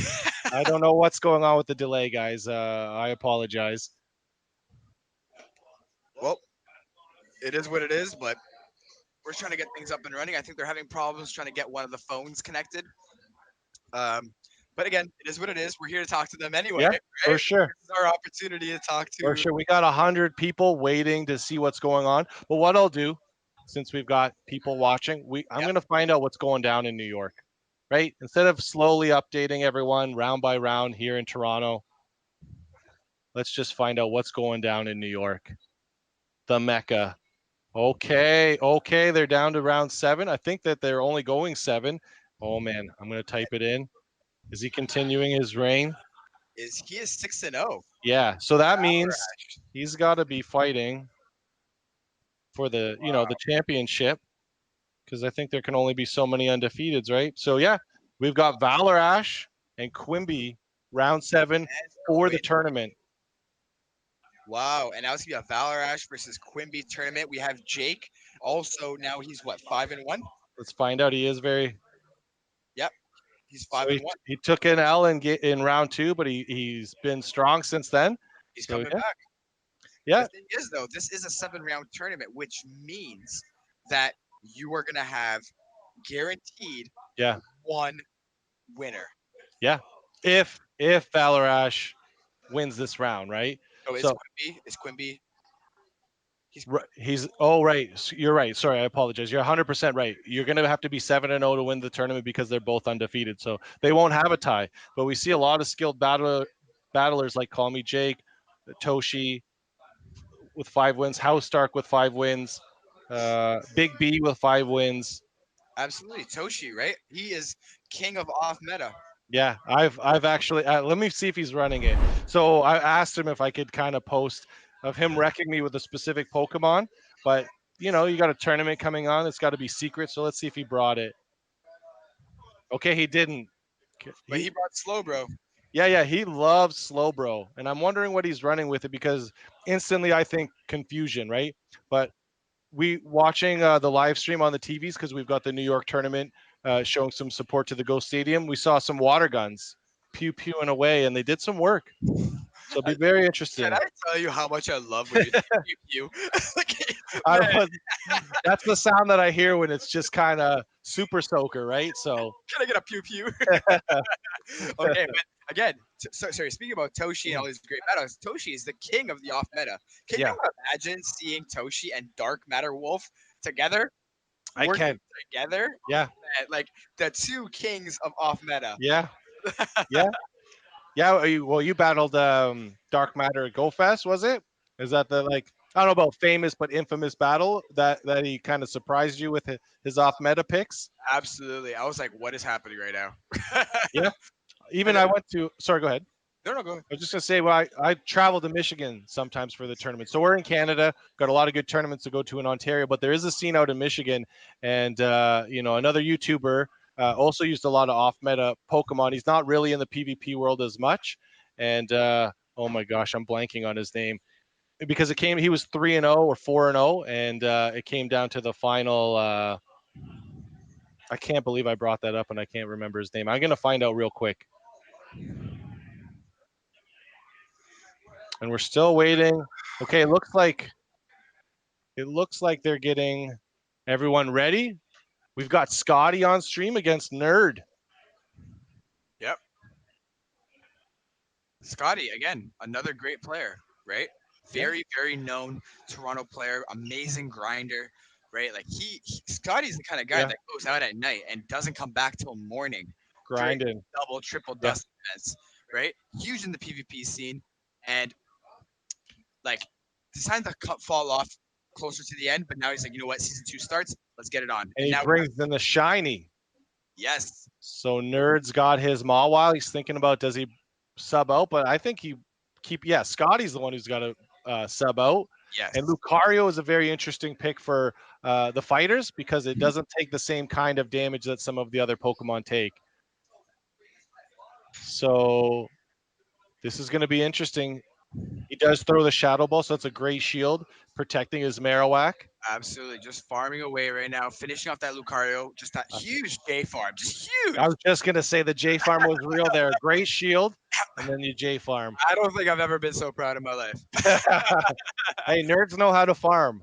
Yeah, And in comes the Shadow Ball. Shadow Ball's gonna do a lot of damage.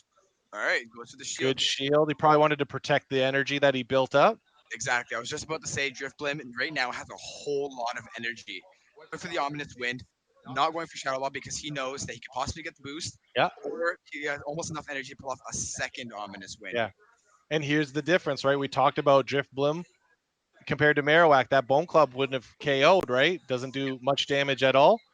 Gets the shield. Maybe could have thrown a little bait there, but chose not to, right? Yeah, I think I would have threw a Bone Club there, right? Hoping for the best and Yeah. see what's gonna happen. But if you feel ahead, sometimes throwing that bait could put you behind. But again, not what happens. So in comes Steelix. Yes, decided to go with Steelix, knowing that he has Mawile in the back. The reason why he decides to bring Steelix in is because he knows that his Mawile has energy. He wants to get energy on that Yeah. Steelix. Okay. The Big very nice. crunch. But you can see Slowbro can take a crunch.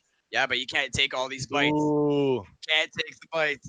All right. Nerd takes down Scotty in game one. And there's like, if you're not prepared for that sneaky Mawile, right, it's going to do work against your ghosts. Mawile is definitely a wild card, right? Yeah. If you're not prepared for Mawile, you're going to be in a Yeah. world of hurt here.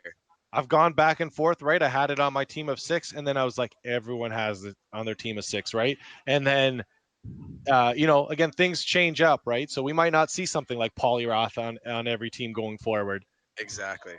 But yeah, Mawile did work. Probably the MVP of that battle, or at least applying that pressure to Scotty. So we'll see how he bounces back. Get our tournament on. Oh, for sure.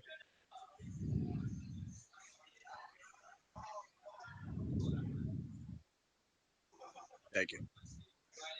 So let's just take a look. I want to actually see these teams. Yeah, it's a good call. We'll see how Scotty adapts. He's got to bring something. The thing is, he decides to actually go with Mawile because Scotty is not running Polyrath. Okay. Right? Mawile can do decent damage to Driftblim, decent damage to the Alolan Marowak, decent damage to the Slowbro. Right? And again, they won't do the greatest damage, but he still has some decent matchups against, especially if he's powered up with Power Up Punch, Steelix, Lucario, Bastion. Yo, even the Mawile against Steelix and Bastiodon, that was what I was very surprised in my practice matches, where I thought I had a dominant match, and the bite still breaks down a Steelix and a Bastiodon quite nicely. Exactly. You pull off a power up, you pull off like 4 or 5 power up punches Yeah. with a Mawile. That bite, it doesn't matter if you're super effective, if you're neutral, if you're not very effective. That thing is doing huge damage. Okay, so it looks like Nerd's locked in. Yeah, Nerd's ready. And right now, thank you again, 100+ people watching the Go Live stream. We just have the one screen here of Nerd. So we see Nerd's perspective. And I did miss what he locked in with. I missed it too. I think they're having problems with Scotty's phone right now. And that's why we can't get it up on stream. That's okay. As long as we can see one, that's good enough for now. So we don't have any delays in the tournament. And here we go. So he's going to lead with the Haunter. Haunter going against the Lucario. Okay. So I don't think the Haunter's as scared, right? He's got to watch out for the Shadow Ball, of course. But you'll see, okay, Scotty gets it out right away. Good call. Decided to swap out, hit actually the Shadow Punch, and then going to go swap out to Bastiodon. Yeah. Now, should he have saved that energy, right? Because, like, again, there's that wall Bastiodon, right, where everyone uses Steelix. Absolutely. So, yeah, I might have just switched out the Haunter banking that energy or saving it, excuse me, but we'll see how it plays out. This is a situation where Flamethrower is going to do a lot of damage here. Yeah, but it could take 2 of them, right? Oh, so, absolutely. So I think the Steelix should just go. Ooh, I don't know. I was going to say go for the Earthquake, but we'll see. It's kind of hard not to shield in this situation, though, right? Yeah. The thing is, though, like if this bait can go very, very bad if he doesn't take it. See? Okay, good call, right? I thought he was going to shield. Yeah. But now he's in a situation where it's like, oof. Now he's leaving the Steelix without any energy. for Yeah. whatever's back in. And remember, he does have a Yeah. Lucario in the back. Oh yeah, right. And he's going to pull off a flamethrower. Okay. So great no shield by Scotty, right? Keeping it calm and cool. Absolutely. And But Nerd knowing not to shield because he knows that Lucario is going to come back in, and he doesn't want that Lucario to farm. yeah, because that's bad news, right? So Exactly. great call. So now what do you bring in? Bring back bring in the Oh, Alola I Marowak. almost said Haunter as well, right? So Hunter. Drift Bloom. Definitely hit the Shadow Ball and swap to Haunter. He's got. Oh, okay. Is he gonna shield? He should shield Yeah, he here. does shield, Oh, right? okay. Hit But the Shadow Ball. and if he saved that energy from his Haunter, it would be loaded, right? Exactly. See, this is perfect. Swap out, break the one shield, farm up. Shadow Claw will do a whole lot of work Yeah, here. let's take a look. Yeah, great call, John. There goes the shields. There goes the second shield. Again, that Haunter still has shields. Oh, I was gonna say, yeah, let it go. You hang on to your shield, and then hopefully you can farm up with the Marowak to go against his last Pokemon here. We'll see how this plays out. yes, absolutely. Farm up here. Don't do anything. Just I would shield this. I would too, But yeah. we gotta be careful. Does that Lucario have energy? That Maybe, Lucario. See maybe that? that's what's Nerd's thinking, but that did a lot of damage. But that was perfect. That was perfect. Now he has to pull a Shadow Ball. Oh my God, he Yes, did it! there it is. Wow. You know why? Because if he didn't, and he came in with, if Lucario came in Yeah. using the Shadow Ball, Wow. he would have to use a shield. He'd be left with energy, and Yeah. Shadow Ball would have went off and finished him off. Great call by John. Probably the best skill displayed on stream by Nerdware in that match, right? Absolutely. That was very impressive. That was extremely impressive. Going in with 1 HP, taking out 2 Mons. That was so close and risky to not shield that, but the right play. Definitely the right play. Wow. Keep the shield for that just in case surprise Shadow Ball coming in. And again, because we discussed CMP being random because he still could have used the shield and it's the same outcome, right? Like if he shields that and then still feints with quick moves and then fires off the Shadow Ball, it could be the same result. Midstream, right? We let everyone know behind the scenes, right? We got Jay Farmakis pins, got people asking for pins, and how do we not supply the community with Jay Farmakis pins? I brought a couple because a couple people wanted to actually buy them, but I've got a lot more response from it. It was crazy.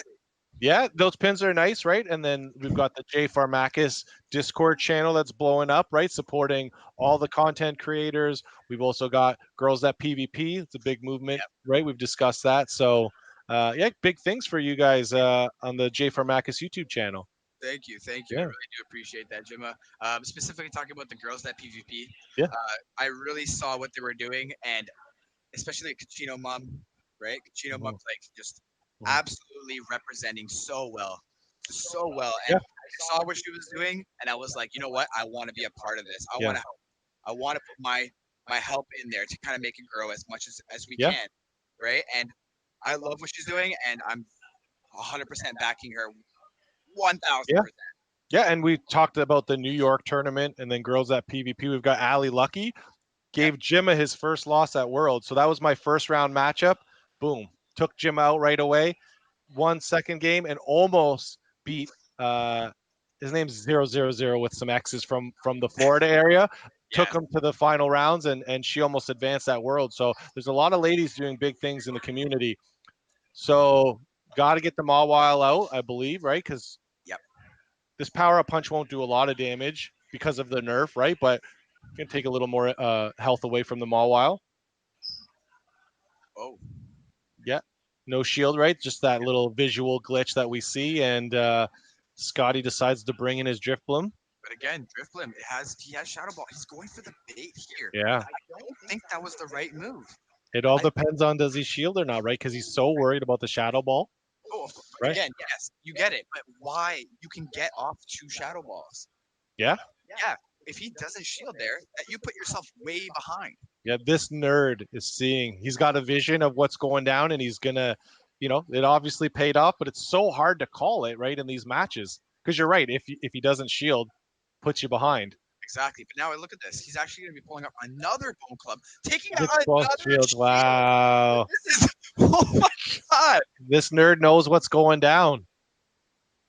Because, yeah, I like the Drift Bloom over the Marowak in the mirror match, but not if you shield a couple Bone Clubs.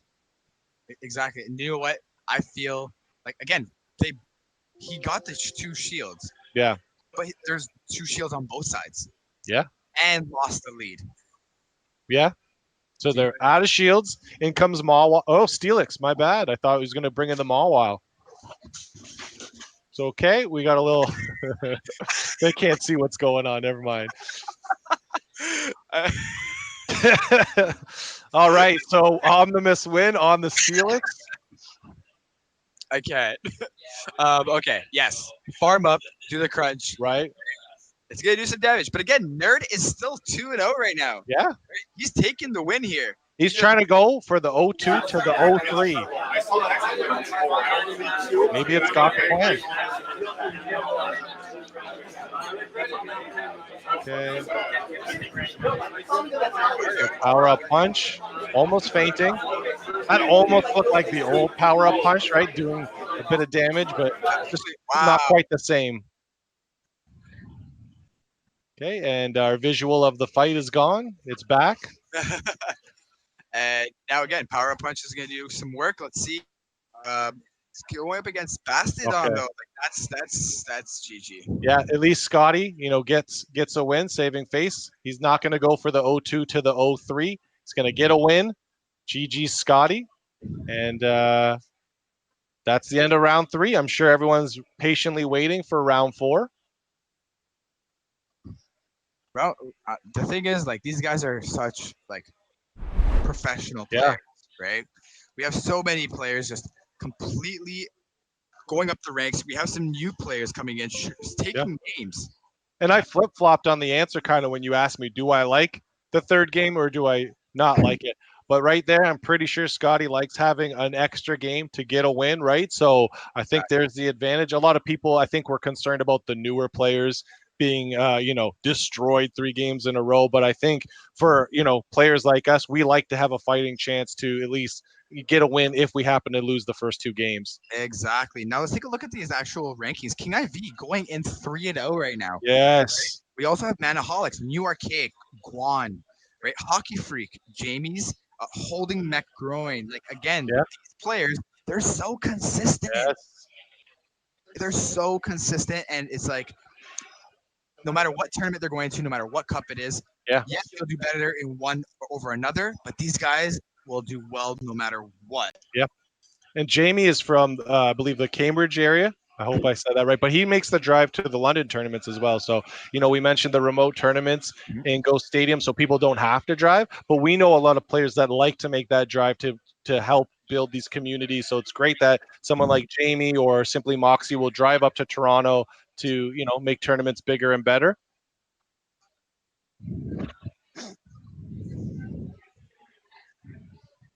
And again, I know we've said it a few times. We're very thankful for everyone coming to the Go live stream. Shout out to all of you guys, because that's what makes these tournaments bigger and better. Not just the battlers, but the viewership and the support, right? They'll tell us when, things are not right. They'll keep it real with us. And we really do appreciate, everyone joining us today. Absolutely. Yeah. We appreciate everything from this PvP community. The PvP community is just so supportive. Yeah. It doesn't matter what you do, how you do it. They're so supportive. They'll never talk down to you. Right? You have people like Valerash who are consistently going 6-0, 7-0 in tournaments, and he's so willing to help everyone. Yeah. Oh man, let's find out what happened in New York. Yeah, and we keep it real with the audience as well. We've asked for a break. We deserve it. We're just waiting on a break screen. But we got to check out what happened in New York, the Mecca of battles right now. Let's see. C bracket. Let's see. Well, the suspense. I can't slide. Quit. Valerash. Wow, upset.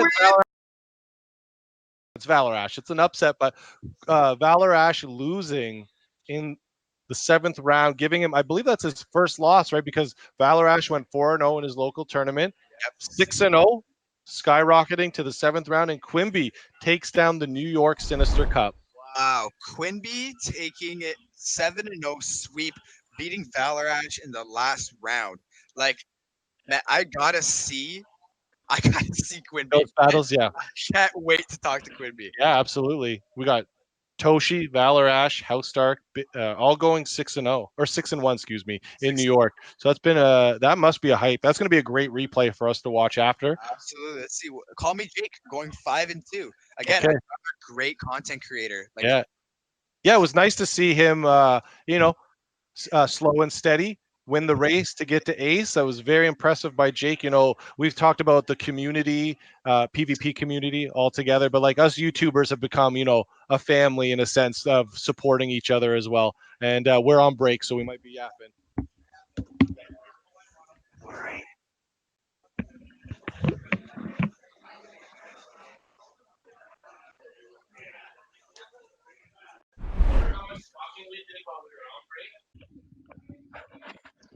mic test, mic test.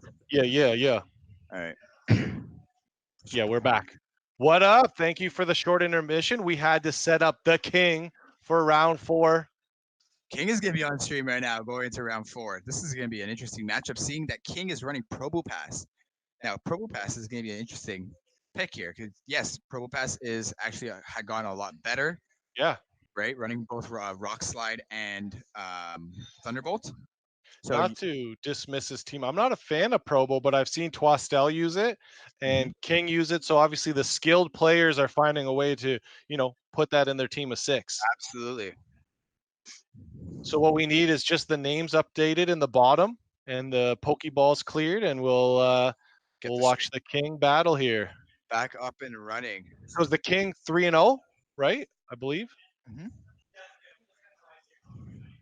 And we appreciate Go Stadium for rating us, right? We know the New York tournament just finished, a crazy finish, and we're lucky enough to have the viewers come into our stream, the Toronto stream. So shout out to everyone who tuned in and is tuning in.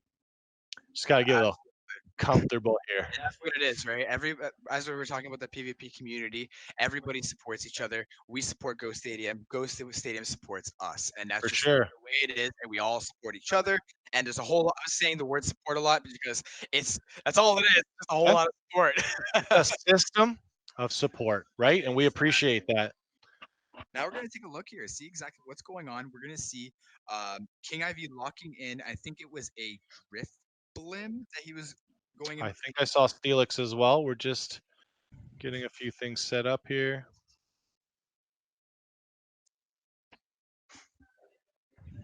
Okay, man, how do we get it on here?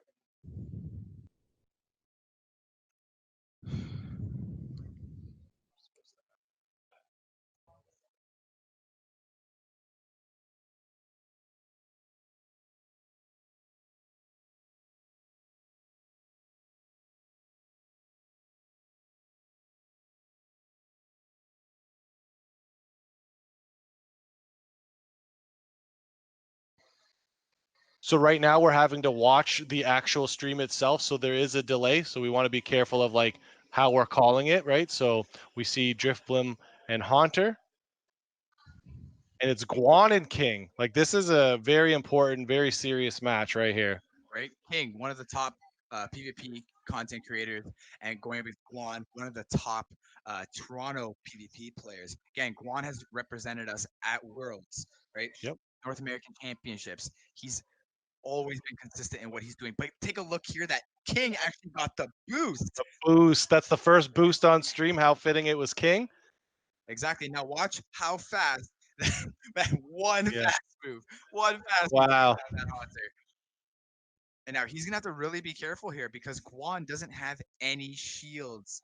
And so he's gonna come in with the Drift Blim and he's gonna come straight with the charge move. The charge move is gonna do a whole lot of damage, knowing that is Ominous Wind. Look at how much damage Ominous Wind does when boosted. It's crazy.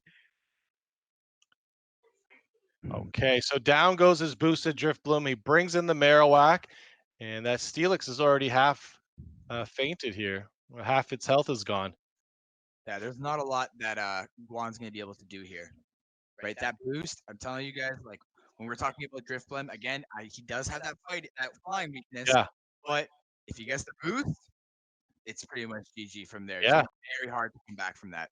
very hard to overcome. I agree. Absolutely. Going for the Earthquake. taking out the Alolan Marowak, but again, he does have a Steelix in the back.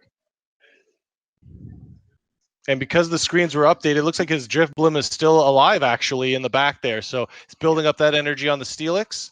Absolutely. Now he knows that that Guan still had a shield. Yeah. So that Steelix just had to farm him down with just fast moves. Doing the charge move would make no difference. No real reason to do it. Just hit him with the fast move rather than pulling off the charge move Yeah. there. Big first game for King, taking advantage of this series right away. And I wasn't trying to badmouth Probo. He did not bring in the Probo. We'll see if he brings it in now. It's double weak to ground and fighting, right? So that's a lot of scenarios where it gets destroyed. That's the only reason why I mentioned, not a huge fan of it. Absolutely, but it looks like King is actually going to go with the Drift Blim, Steelix, and the Alolan Marowak. They haven't locked in yet, but he knew that boost is what made him. Let's see if he gets it again. Yeah. And he's not really worried. It doesn't look like a Mawile on the opponent's team, right? So makes him feel comfortable bringing in those double ghosts, and they're just so effective against the meta. Exactly. Guan sitting there reading the other team, seeing exactly what King is trying to do. And now he's like, you know what? I have to be careful because that Drift Blim is going to do massive work. Plus, he has Steelix. Plus, he has Alolan Marowak. That's good. Yeah, and another reason why he's bringing the two ghosts is like he can feel very comfortable as we look at Guan's team. Like he's not overly concerned with, some of those other matchups. But now we have a very similar team with Yes. double ghosts, right? I So let's remember see how it plays. Haunter is going to be a huge. He's that glass cannon, right? Yeah. He's an assassin with those shadow claws, and shadow claws can do a lot of damage. But again, Drift Blim is very bulky. And King didn't bring a confusion user for the Haunter to be scared of. He doesn't know that yet, right? So let's see how these ghosts do. And as we see here, Shadow Claw going to do a lot of damage. Very energy efficient. He's going to be able to get to that Shadow Punch. Drift Blim is Yeah. going to have to shield. He's going to have to shield. So much damage and gets the first shield off. And shielding the Haunter, right? Knowing that he can get to another Shadow Punch. Now, I'm curious here. Is King going to do a full sweep on Guan? Because, again, it's not something that you will see every day. Guan getting Yeah. sweeped. It's not something. Well, this Haunter is not going to just allow it to happen, right? So he gets rid of both of King's shields, and he just with a sliver of health gets off a charge move. Guan actually deciding not to shield here, Yeah. not to waste it, deciding to actually lose the lead, losing switch advantage. But hanging onto that shield, let's see, probably help him in this match where they have a very similar team. Absolutely. So King brings in his Steelix, and Guan is just loading up, and he looked like he tried to switch to Steelix there, counting the quick moves, and then I think he wanted to eat the crunch with his Steelix. Didn't happen, but uses his last shield. Now the swap goes in, and now he's like, you know what? I'm not going to shield here. I have more energy here. So what I'm going to do is going to pull the Earthquake off. Now, let's see. Is King going to decide to... No, King just switch to Steelix. But he's not stuck. He's not stuck, right? Because he lands a huge Earthquake, right? And now Guan goes for the Earthquake. So wow. I don't think it's going to be enough to KO. No, it's gonna be very close, right? You can see very close, and then King brings in the Marowak, knowing that Steelix is out of all of that energy after that Earthquake, and farms it down. Are you wondering the quick move on Marowak? Yeah, I was thinking the same when we saw that it went down so quick. I personally haven't used Fight. Ooh, and that's going to be a big game changer. The Drift Blim was so loaded with energy, smokes the Marowak, and then he's going to finish off the Onyx with this Alola Marowak. That J farm was crazy. And now we get to see what we've been wanting all day, right? Another game 3 for the viewers. Yeah, absolutely. I think King should have swapped right after he used the Earthquake. If he did that, he would have been able to bring back, I think it was the Alolan Marowak, right? And then be able to just farm Okay. right? Yeah. It's okay, some mistakes, right? But again, these guys are pros; they know exactly what they're doing. Yeah, you could see the Haunter kind of made the difference at the start of the match, getting to the shadow punches a lot quicker. And it doesn't look like King has a confusion user either, right? Yeah, he doesn't have a single confusion user. He's deciding to make his wild card pick, the Probo Pass. Dang, I always prefer, or at least on my team of six, at least a confusion user to kind of, take care of some of the fighters, but we're seeing them not use fighters so far, or at least in that last match. Exactly, and that's the thing right now. Like me personally, I decided to not use the confusion user either. Right? On your team of six at all? No, I'm using Oh, Lugia. okay. Right now I'm having Lugia on my team, and that Hydro Pump has come clutch for me. Very, Yeah, I've seen you nail some people on some streams with that hydro pump. But you can see great minds think, oh no, he does have the Cresselia, so he does have a confusion user, and it's nice to see both of them thinking, but do they lock in? King is thinking, he's like, again, I'm gonna go 3 rounds straight, going with the same lineup. That's a little dangerous, but again, it could work. King is actually receiving a phone call, but You can call him on his cell phone, but not right now. if King decides to lock in with this team, knowing that he has Driftblim and Guan locking in, going in with Steelix, this is gonna be a little bit tough for King. Will King actually now lose a round? Oh, Can he hear us? I wonder if he can hear us. He's on the other side of the room, guys. So I don't know if he can hear us, but No, I don't think he can. there's no way.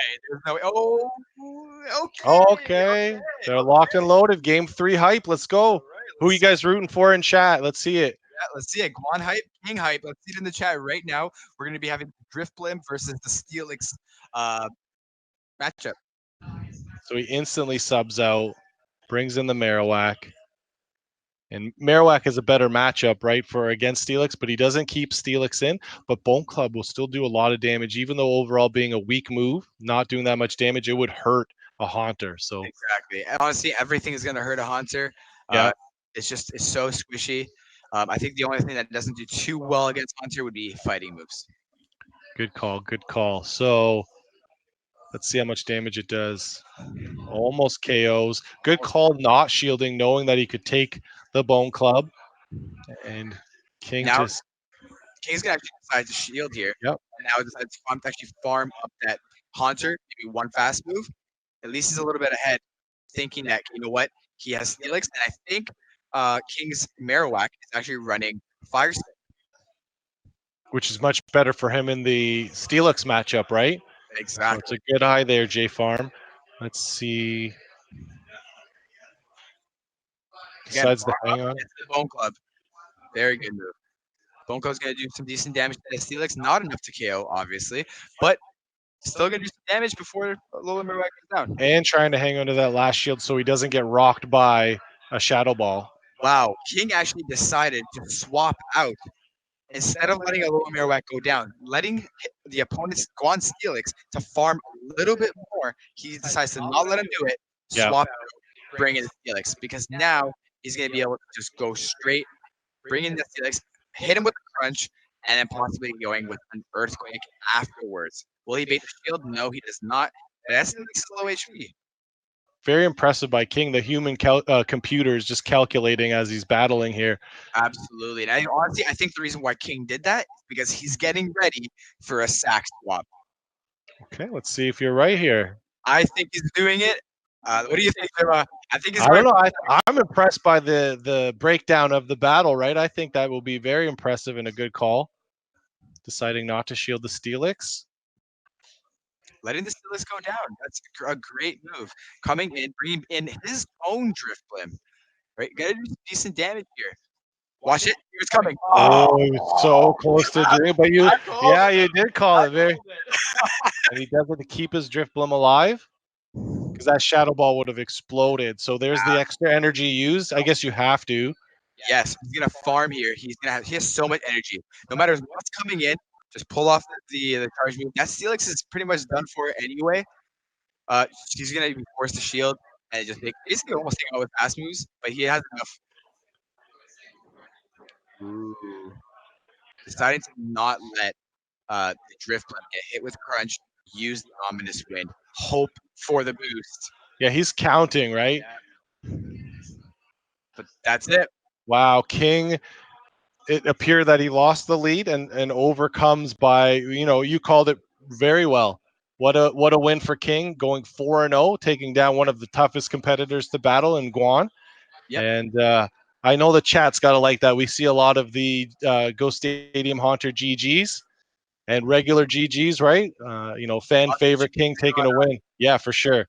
right? Again, it wasn't a sweep. I told you, you will never see Guan get sweeped. Right, You know what I mean? But King being able to overcome the lead, overcome the lead at first. Remember, it was Steelix with right. Steelix versus Yeah, and he uh, subbed it out right away.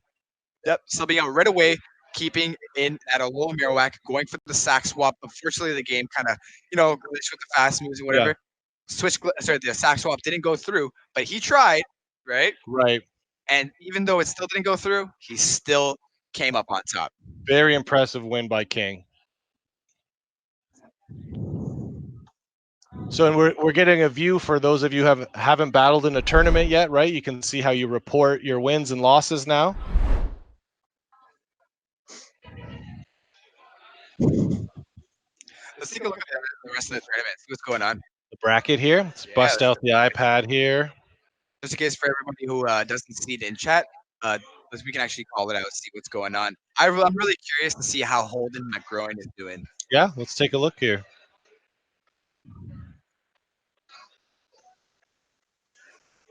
Yeah, someone who did very well in both or in the Montreal tournaments. All right, well, let's check on him specifically.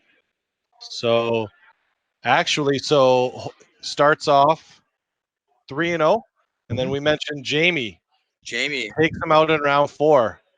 So does that mean Jamie is 4-0? I think so.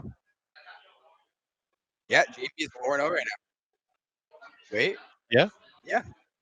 Taking down some tough competitors, and like you said, Holden McGroin is no slouch. But he's lost in round 4. Yeah. So we saw Nerd take down Scotty on stream, right? 4-0.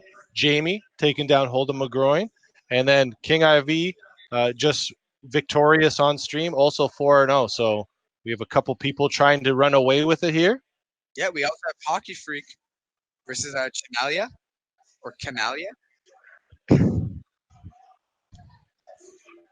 Yeah, we're just waiting for a couple people to update, and yeah, that was a great match to watch on stream.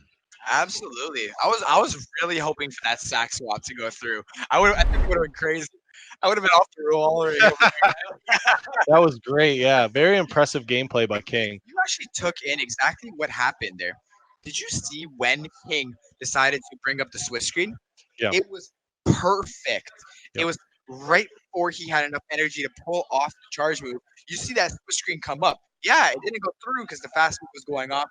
But you can see how smart King IV is when it comes to counting the fast moves. Yeah, it's funny that you mentioned that. I mean, it's not because we just watched it, but like I had a battle with him the other day. We go to game 3, ready to rock him with a dynamic punch, but because he counted, brings in the ghost and eats the fighting damage, and then just because of that move turns the whole match around. So something for the battlers at home to think about. Start counting, or learn how to count the quick moves, and then you'll be able to win some matchups by sack swapping or taking that damage. Exactly. That was a very, very clever move, right? Yes, you see it all the time, right? All these great players, they know all about the sack swap, right? But knowing that Lola Marowak was such little HP and then decided to switch, making yourself switch locked. But remember, Guan was also switch locked at the time. Yeah. So yeah, great read by you though. Very good read. Something to look forward to, and so hopefully King can stay on the main table so we can observe. Is that something that we can fix? Yeah,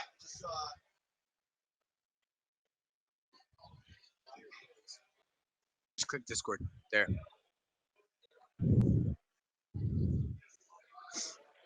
Just making sure everything's set up for the next round. Like I said, hopefully we can keep King on stream, right, and learn. We all learn so much from his channel, and to see him live in action, I'm sure that's what a lot of the viewers want to see. Exactly. We didn't get a chance to see that Pro Bowl pass though. Yeah, Think, King bringing in the Pro Pass, but we were not gracious enough to be able to see this. yeah. Well, and we see the two ghosts, and maybe another reason for some of the viewers at home to start messing with some Bastiodon, because Bastiodon will be able to handle some of those ghosts a lot better than say Steelix or the ghost on ghost matchup. When you're able to wall your opponent with a certain Pokemon, it just flips the matchup or puts you in a better position to win the game. Exactly. Okay, so it looks like they're just looking at the ranks and some of the points here on who's doing what. So it's great you guys could visually see the four players that are 4-0. And hopefully, like New York, we have one person that just goes undefeated instead of a tie. So I always like when there's a clear cut winner or someone just goes full steam ahead and goes undefeated to take down a tournament. Exactly. Honestly, I'm curious to see exactly who's going to take this, right? Because we only have 3 people left that are, straight consistently winning, not taking a single loss. We are in now. We're round 5. We got 5 undefeated, right? We got CCO for the win, who I believe I met him in Montreal, and he was the highest ranked challenger in the world because he just missed that ace cutoff. So I thought that was so funny. Who was like Yeah, right before Ace? That one right before Ace. yeah, Ah man. right. I know he's probably a little heartbroken to not make ace, but to say you're the best challenger in the world, Yeah, so you can go up to people and say, "Listen, guys, I'm not Ace, but I'm the best challenger there right? is." All right. And then, like you said, hockey freak. So we've got 5 people 4-0. So let's see. Did they update the brackets? I'm interested to see who King plays in the Next next round. Yeah, they just haven't updated it yet. So again, like, 5 people. That means we're gonna have two. We have 2 groups that are undefeated, and then we're gonna have one more group that is gonna be someone who is 3-1, and another person's gonna be 4-0. yeah, So we could have possibly by the end of this round, we're gonna be left with 3 people that are undefeated. yeah, good call, right? And again, shout out to the almost 200 people watching. You guys are a huge support and one of the reasons why we keep streaming these type of tournaments. So whether it's Go Stadium or Go Live today, make sure that you're all subscribed and make sure that you're because this is not the last tournament that we're streaming. Absolutely. We're going to be doing this every month. We're going to be doing this at least once a month. We're going to be Yeah. doing it in Toronto. We're going to try to get these over 100-man tournaments. So that way we can be able to bring, and they're going to be early. They're going to be early in the month. So this is going to be able to teach all the viewers for their future cups that are going to be later down in the month.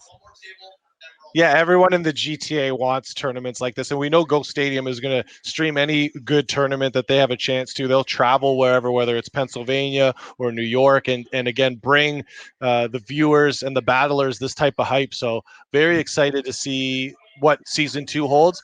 Great way to kick off season 2. We mentioned earlier, like what a great way that we ended season 1. All the communities have bigger and better tournaments. We had the Ultimate Showdown, and then boom, season 2.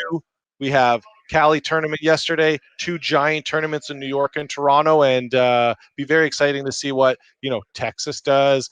Other areas, we know Argentina is going to have monster tournaments as well. I Tournaments. think there was we heard about a bigger tournament in London as well, right? So I think Yeah. Zionic is going to get a chance to battle out in London. So worldwide. This, right? Oh, are they? I Think hope so. they're going to be there. I'm not sure if they're the ones who are hosting it, but I do know that there's going to be a big London tournament. Like they had a big venue, and then they had to upsize the venue Oh, because did of they? people. This is what I heard. Correct me if I'm wrong, but this is what I've heard. That's what I like to hear. I like to hear like we are jam packed. We're here at the Hive in Toronto. It's an esports venue, and there's 2 types of tournaments. We have an Overwatch tournament on one half that started at 2 p.m. and then us battlers taking over the other half. And it's just so much hype for potential esports for us, and that's why we want to stream these tournaments for you guys. Exactly. Uh, I think honestly, like seeing the way season 2 is, we all know that from the beginning of the Boulder Cup, we've seen the growth in the Self Arena till Mirror Cup. Now going into season 2, people have seen North American Championships, Europe Championships, and we also have South America, right? Chile. Yeah. Where Swagron was there. We also had Zionic in North American Championships with King, right? And these things, you've seen the huge growth come from there. And now we're seeing tournaments where at first it was only 8 people doing 3 rounds, now becoming 5, 6 rounds, and that is what this is all about, Right. the growth of PvP.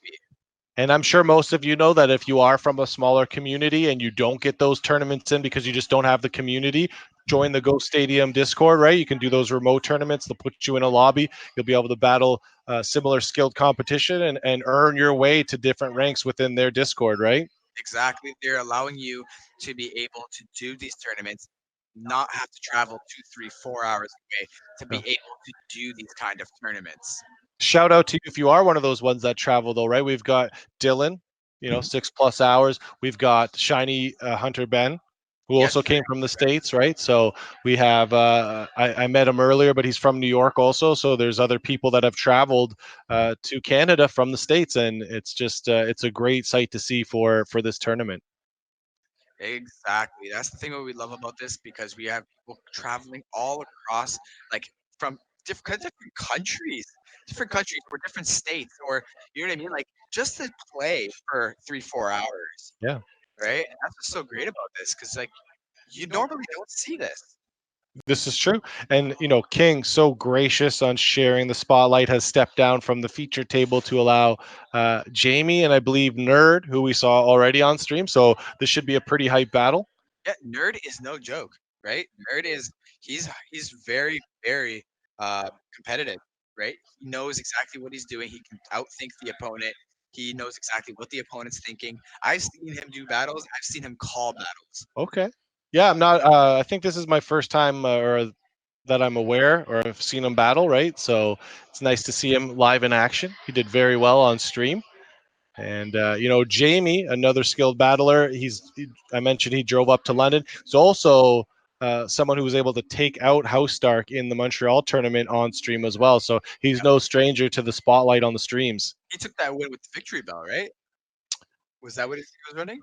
Yeah, I think in game one he got one of House Stark's Pokemon stuck, and then brought in the Razor Leaf Victory Bell, and we all know that it can shred through some water Pokemon as well. So he just happened to get the two leads on House Stark, and I've battled House Stark, and he's no joke, right? There's a reason why he was invited to the Ultimate Showdowns and is considered one of the best in the world. Definitely one of the best in the world. Him, Valor Ash, right? We also have Toshi, Craig James, just so many. I can't even list them because we'll be here all day, right? Right? Thinking of how many amazing battlers there are. We also have that boy Muck, right? Made the trip to New York today. Yep, make the trip. We have Call Me Jake. Uh, Again, all these players traveling. I mean, go to these big tournaments, hype these tournaments up. Yeah. Like, it's amazing to see so much traveling happening. Yeah. I drove 3 hours right to be here. Woke up at 7:30. Did the speed limit on the highway and got here in no time. And very exciting to be able to stream this for everyone watching. So hopefully we can get these battlers battling, Mm-hmm. and that's what they're gonna do. Let's see. This is definitely going to be a tough matchup. Getting Jamie and Nerd really tough. Now, this is the time these battles are getting really intense, right? We're in round 5 right now. We have 6 and 7 left. This is the top players now showing what they have. Yeah, very good point. And we can see Jamie's team here with Mawile, Poliwrath, Driftblim, Gallade, Steelix, and Marowak. So a lot of what we've seen today, but I don't think we've seen the Gallade on stream. That's his confusion user, and he brings them Steelix, Gallade, and Marowak. Let's see what Nerd does. Let's see if Jamie's trying to be a bully, picking on this nerd, or if the nerd can overcome. This nerd, or if the nerd's gonna overcome his fears. Yeah, nerds have stepped up over the last so many years. They're tired of being picked on, and if the nerd has anything to say, he's not going to let Jamie bully him at all. I'm curious. So you said, what did Jamie lock in with? He had Steelix, Gallade, and I forget what ghost he locked in. I Okay. was looking at Nerd's screen because the way he had his team, I couldn't really see his 6 on the screen, right? So Steelix for Steelix Mare. we got him. Let's see if they're both running Dragon Tail. No, one of them is running Thunderfang. I think Nerd is running Thunderfang. No, is that Jamie with the oh, because it's coming back at him. I see. Yeah. Interesting choice, right? We were saying earlier how we both like Dragon Tail, but there's the play for Thunderfang. Yeah, see, running Thunderfang as a lead, thinking that possibly a Poliwrath coming in as a lead, good choice, Yeah. right? Well, yeah, we see a Poliwrath almost on every team, right? Exactly, and you definitely will. So as you can see there, they're getting so much energy here, going straight for earthquakes. Can Steelix for Steelix? You need to get these earthquakes off. And he does. Connects with it. And let's see. For their bait. He's got to go. Ooh, He's going to get it off. yeah, he's gonna get it off. He's gonna have to shield here. If he doesn't shield the spike, I think it's gonna KO. It does KO. Boom! So he's hanging on to his last shields. They're both down to a shield apiece. And you got to go. Yeah, I figured he'd bring in the Marowak. Absolutely. Farm up a little bit. See what's going to be coming in. It's going to be that Poliwrath, that bubble Poliwrath. Now we're waiting to see exactly what he's going to swap, if he will swap. Yeah, Nerd thought he might. That's why he had the switch screen ready to go and chooses not to and goes for the Shadow Ball and connects. Connects with the Shadow Ball and connects with the Earthquake. Good job not messing around and just fire off the bigger charge move. Yeah, bring in the Gallade. Now you see Cresselia, tank. Absolute tank. But these Leaf Blades, neutral damage, it does a decent amount of damage. It's still a tank, but like watch the Leaf Blade hit. Oh, definitely. Leaf Blade is going to do some damage. It's going to do some damage. Pretty good. Cresselia is probably the only thing that can really tank a Shadow Ball. If I'm in Nerd's position, I would not shield nothing, and I would farm the Blade coming in, charge move into the next Pokemon coming in. He's just loaded with energy now. Exactly. The Cresselia is loaded. He's going to just do a whole lot of damage. He's probably going to be able to pull off 2 Aurora beams at this point. Yeah, well, good. So he gets the shield. He should go for now Future Sight, right? Because it's going to do a lot more damage. He got what he wanted, exactly. Got the last shield. But this is going to be tough. It's so close. He gets it off. We got it. Wow. We got it. Nice. Wow, that was hype. But again, he did have Bubble Poliwrath in the back. Yeah. And that's going to be GG. Yeah, very true. Yeah, we tried to hype it up, but he already had the match. So no bullying done by Jamie today. The Nerd overcomes, and the Nerd's doing pretty well on stream. Absolutely. We just wanted to lower the lights, set the mood a little bit as we get deeper into this tournament. This is going to be intense. Look at Juma Bass trying to be romantic. Yeah, he scrub lorded me today. Look, he's rocking a tie. I figured I'd do what we did in Montreal, and like John's looking sharp, right? Honestly, like I completely forgot about the no tie. It's okay. We both look good. We're both here to entertain, and that's what we're gonna do today. And let's see how Jamie bounces back. I don't know. Gallade's just so squishy. I don't know. I wasn't a fan of Gallade from the beginning. Again, he does have his pros, but he definitely has cons as well. Yeah. I think the Cresselia in the mirror will obviously win just because of the bulk. Right. But not everyone able to score a Cresselia under 1,500 because you got to do the trade, and then of course it takes a long time to get to those charge moves. Exactly. I think you have a shiny. I've got a shiny from Battler here. Looks like they got kicked out of the battle here. But yeah, shiny Hunter Ben hooked Jim up while we were in Pittsburgh, and talk of the town, right? 98.6 PvP IV shiny, and absolutely crazy. At times I debate to take it off my team of 6, but I'm like, how do I do that? It's like it's shiny. It's like ideal PvP IVs. It's like I'm finding a way to keep using it. Yes.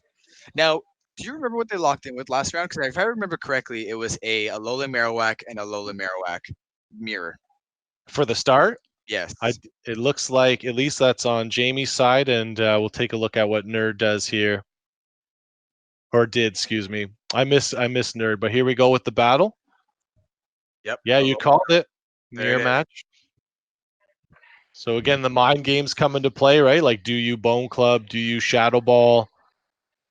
Yeah, again, I think they're both running Fire Spin.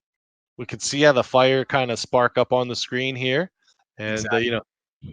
And we know the difference, right? If one of them is running Hex, that Hex will win in the yeah, mirror. yeah. See, I don't know any different because I've only been running Hex so far. So, Right. decides to shield. Going for the Bone Club, shield baiting could be a little Marowak. Yeah, Wow. good call. Puts Now him a little ahead now, right? he's gonna Maybe this is his round to bully. Let's find out. It's like you don't want to use both shields. You just feel that way, but sometimes you've got to do it to protect your mon, and he does. exactly. But look, now he's gonna be able to get to another Shadow Ball here.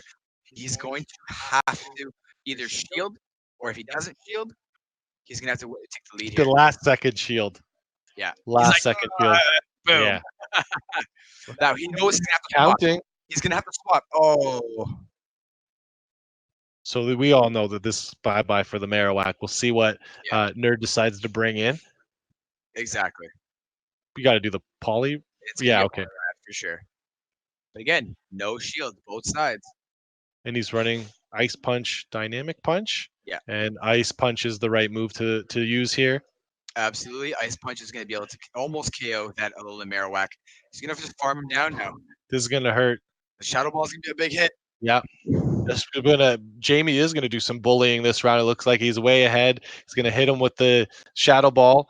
And I don't know if Nerd's going to be able to overcome this. I don't know, because he has Drift Blim and Gallade. So he's going to have to swap. But it's okay, right? Like he can take this Ice Punch. Again, Gallade's squishy. We'll see how much damage it does. But Ice it's Punch did some little bit of damage there. about halfway, right? And now he's got a Leaf Blade. And he's trying.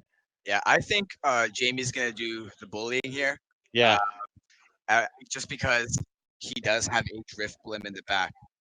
Yeah, and I don't know if he was trying to switch. We know what those like chunky quick moves like Confusion, like you have to really stop tapping, pause for a moment to get your Pokemon in. Exactly. So this is going to do quite a bit of damage. It won't KO, but that late switch, hopefully it doesn't cost him. Yeah. It won't. I'm curious. Wouldn't have Aurora Beam probably been a better move here? Oh, absolutely. Yeah, good call. Due to the flying, right? You're gonna. Whoa, yeah. Why didn't he use his Aurora Beam? I don't know. Maybe he wouldn't even been able to even get to it. To be honest with you. Well, the Aurora Beam happens before the future, so that's weird. I think that's. I don't know if that's why he's shaking his head. Yeah, he's probably like, damn, I should use the Aurora Beam there, but it's okay. You live and learn, right? Yeah. Ooh, tough one though. Like maybe that Aurora Beam KOs the Drift Blim and swings that match around. What do you guys think in chat? Actually, now that we're saying that, should he have? I would definitely say that Aurora Beam would have been the better move there. It would have been super effective, and you'd have to be more energy efficient and possibly pull off the second one. Yeah, it might not have mattered, but like definitely should have went for that Aurora Beam there. So let's see how they adapt or change up their squads. Okay, so he's locked in with the Poliwrath, Mawile, and Cresselia. What does Jamie do? He likes that Gallade, right? Like we were saying how we're not huge fans, but he is. Okay.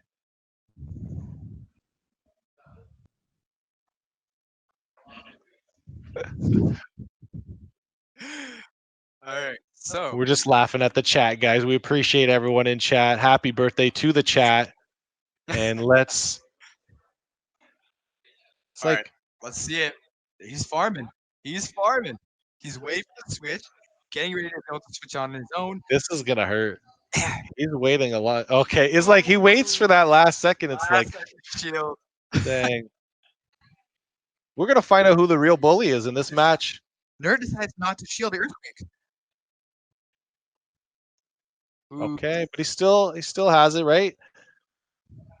Ice Punch. He's gonna have to swap out right away. Now, I think he brought Mawile. I think Mawile is gonna do some serious work here. I think that's what he's thinking. No, Cresselia. Cresselia. Because he could take a couple Leaf Blades, right, and then build up a lot of energy on the Cresselia, and then decide what charge move he wants to do. Exactly. Bring in a situation where you're now gonna have to make him force the shield. Yeah. But like these leaf blades, I know he was only got one off there, but that leaf blade is he definitely should have did Aurora Beam last battle. Yeah. Again, Cresselia versus Steelix. Right? That Aurora Beam with the right Steelix is going to be able to take this. This is neutral damage, but we'll see if he can get. Obviously, he's going to get one crunch. Can he get a second crunch off before Cresselia gets to another charge move?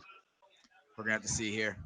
I wonder if Jamie's a counter. See if he. If, Nerd does have 2 shields, and he's deciding not to use them, knowing that he's gonna be able to get to another Aurora Beam.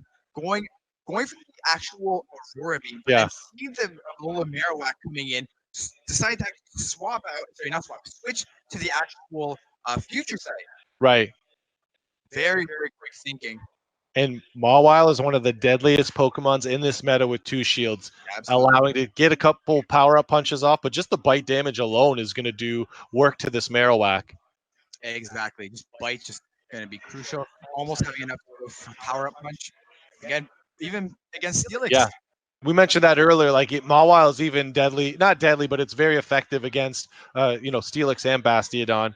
Yep, and Malwell also having power punch, but it's a nerf power punch. It's almost enough to even KO. That's Yeah, GG's, boys. That was very entertaining. Nerd comes out on top, giving Jamie his first loss of the tournament. Also Right, having Nerd punch, coming it's a in nerf and power you're punch, overcoming it's his almost fears. enough to Yes, KO. fully, Yeah, right? bully and the GG's, bully. Yeah, boys. that was GG's, very Nerd. entertaining. Very Nerd good comes out effort on by top, Jamie, and I giving know Jamie his Jamie first will loss do well of the tournament for the Also rest of the having tournament. Nerd coming it's a in nerf and power you're punch. So overcoming now, his I mean, I'm fears. very Yes, intrigued. I know we fully, got to right? watch Bully and the GG's, bully, boys. yeah, That was GG's, very Nerd. entertaining. Who Very we got good the effort winners by for. Jamie, Let's see and I who know Nerd might Jamie battle will out do well in the tournament for the rest of the Nerd tournament. coming in, Ooh, nerf Hockey power Freak, punch, I mean, slashing down King, Bully and the GG's bully, yeah, loss of the GG's, tournament. Nerd. Find out who Very the good other effort winners by are. Jamie, Let's and I see. In the Sinister Cup. Yes, and then we have CCO for the win. He wins his matchup. So let's see how they pair up now. So that should be CCO, Hockey Freak, and Nerd remaining for our undefeateds. I wonder if it's because we're too close for the echo. Appreciate you guys letting us know in chat.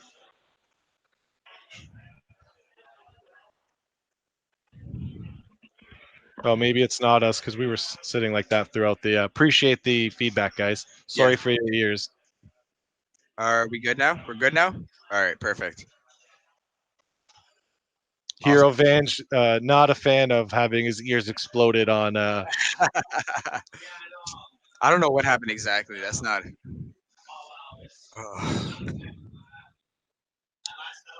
So yeah. Oh, I think Skill Gap's saying like if we are too close, then maybe the audio's picking up. Possibly, yeah. Again, appreciate the feedback, guys, so we can correct that right away. Hopefully, it's better now.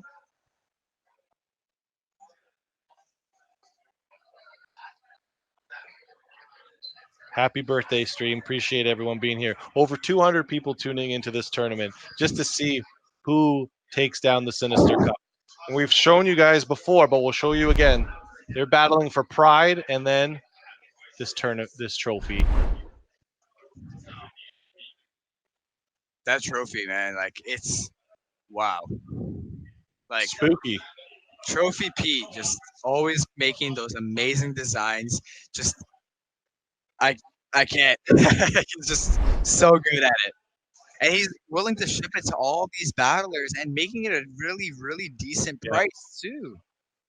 Right? We can see the crowd reacting, right, as Go Live shows the brackets and who's at what point of the points, and people are not happy that King, fan and crowd favorite King is.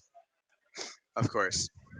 But again, being a top end battler, going up against other top end battlers, you're expected that you will take a loss sooner or later, right? We saw it with Valorant. Now we're seeing it with King, right? Yeah, he'll bounce back though. We'll see him bounce back, and we'll see who he plays next. We're just waiting for everyone to kind of either finish up or update their brackets. And it's a great scene to see, guys. I know you can't see the whole tournament area, but I'm just looking at everyone kind of smiling, chit-chatting, and enjoying themselves. So, again, Toronto deserves this type of a tournament. New York deserved the type of tournament that they had today. And it's just great to see that these tournaments are getting bigger and better And that's because of you guys, right? The battlers, the viewers. We're very appreciative of our community that we've all built, right? We've learned so much in season one. We've all taken our own part in credit for, building what we have today. And it's just amazing. Cheers. Maybe I'll make my water look a little spicy. Yeah, let's cheers. Let's pour up for Johnny here too. Oh, it says it's bad luck to cheers with water. Oh, is it? It's not water. This is that straight pure H2O. Yeah. Cheers, To buddy. the battlers. To the battlers and the girls that PvP. Cheers. Oh, we're so hydrated now. We're just ready to bring you the next round. Probably just getting everyone set up. Let us know in chat, right? A lot of you have not, most of you have not battled in a tournament yet. When is your tournament this month? I'm still undecided. Do you know, do you have a tournament that you can travel to or in your city? I'm pretty sure we have a couple tournaments going on, but again, a lot of the communities came together to make this tournament happen. Yeah. Mine will probably be closer to the end of the month. Yeah. Personally, if I had the choice, though, I would have probably wanted to participate in this one. This would have been very enjoyable to battle in, but I usually like to wait a little bit, right, as the meta unfolds or to get my, my practice in. But a lot of people here eager to get their world rank started. Yeah, absolutely, 100%. The thing is, tournaments have such high numbers, and with high numbers means better chances of going up in ranking. Yeah, potentially more wins, right? And it Yep. will be very interesting. It was nice to see as the Cali tournament finished, some of the world ranks updated. I wonder how the New York battlers, after going 6-1 or 7-0, how that affects their world rank. Yep. Again, Valorant taking it 6-1. Yeah. Right? Still, yes, he didn't go 7-0, but he's still going up on that ranking. Oh yeah, he took a few losses in season one, not many, but that was his first loss of season two. Yeah. And it'll be, like I said, we're gonna watch the replay of it. I'm sure we'll learn a lot from what happened in New York. Yep. I'm curious to see how this is gonna unfold. We know Quinby took the win going 7-0. I want to see that ranking. He's gonna be high end challenger for sure. Apparently, Valor Ash is number 3, if I believe what I read here. And then, of course, a lot of people having their tournaments closer to the end of the month, like you and I, right? So Yeah. I will probably look to travel to London, Ontario, and then maybe hit up a tournament in Michigan, right? The Michigan scene is pretty good, but I think they're going through what the Toronto area kind of went through, where you have all these little tournaments, you have a lot of different communities, but if you can get everyone to come together to do a 30-plus player tournament, you're just going to get, better opportunities for invites for regionals, Exactly. better chance for world rank. And the difference between season 2 and season 1, we had the regional tournaments kind of smack down in the middle. With us starting earlier like this, regional invites will probably go closer to like GoFest. So then when Worlds happens, it's not kind of in the middle. Because I know when I was competing and getting ready mentally for regionals, we had the Nightmare Cup. And I just totally ignored the Nightmare Cup. I wanted to focus on my regional practice. Yeah. I'm not like a lot of the other really skilled battlers where they can handle a couple metas all at once, right? Yeah. Some of them are doing freestyle tournaments, draft tournaments, and then they're doing multiple things in a month. And it's very impressive. I was in the same boat as you, 100%. Yeah. Like I was in a point where I was like Nightmare and regionals. And I was like, obviously, I'm going to start focusing more on regionals. And we know how much time we have to practice, right? Creating content, working, and everything. You don't have all the time in the world, right? To do these things. Now, of course, my focus was in regionals. Nightmare took a hit for it, though. Oh yeah, so did I. Did you just like? I literally went to Michigan like at the end of the month. Random community. I saw Trainer Rem's name. I'm like, okay, I know him. Boom, message him, and we just battled at a gazebo, and I went 2-2. So the rank took a hit. What did you do for your? I think I went 3-2. Okay. Right. Again, it's not terrible, but it's not what I want. You know what I mean? Like, I think you and I 5-round tournament. You go in expecting or hoping to win, or 4-1. 3-2 is kind of like, you know what I mean. Exactly. So, and even the 2 wins that I got in Michigan were kind of like super close, or my opponent made a mistake. So I just like squeaked by and then lost my next 2 rounds. So I think we need to tighten up a little more practice, right? And do better in these tournaments. I like your choice of words, Jibba. Sometimes you got to tighten up, not be so scared. I don't know about how some of the other battlers, but like through season one, so much time and focus. Like you said, you're making content, but even just like to be good, you're practicing, and after a while, you're just drained a little bit. Of course, and just like everything else, you want to actually uh, put your focus in, but you don't want to burn yourself out, right?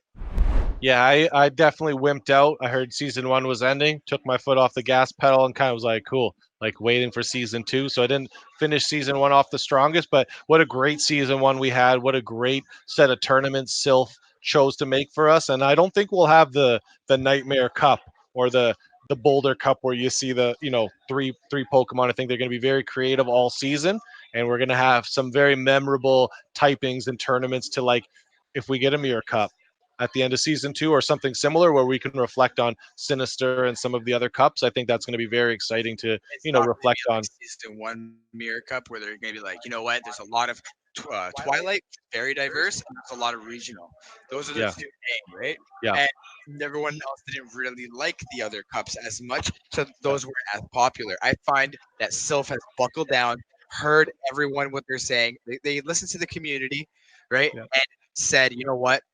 We're gonna have to make it this way now. And they started it with Sinister Cup, and I think it's gonna actually continue throughout the rest of season Yeah. two, like you said. Yeah. Salute to Sylph. Appreciate what you guys have built for us. And dang, this would have been a good opportunity for a potential break, but we're just going to keep talking away, wait for these phones to happen. No But break, no such thing as breaks.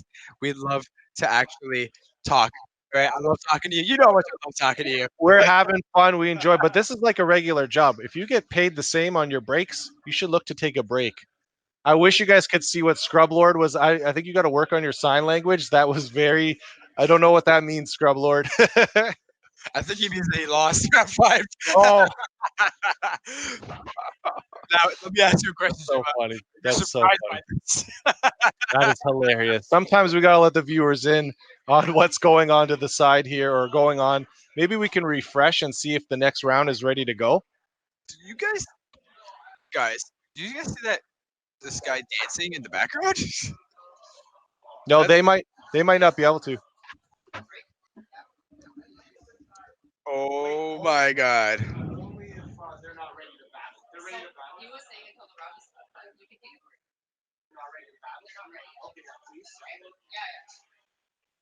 Um,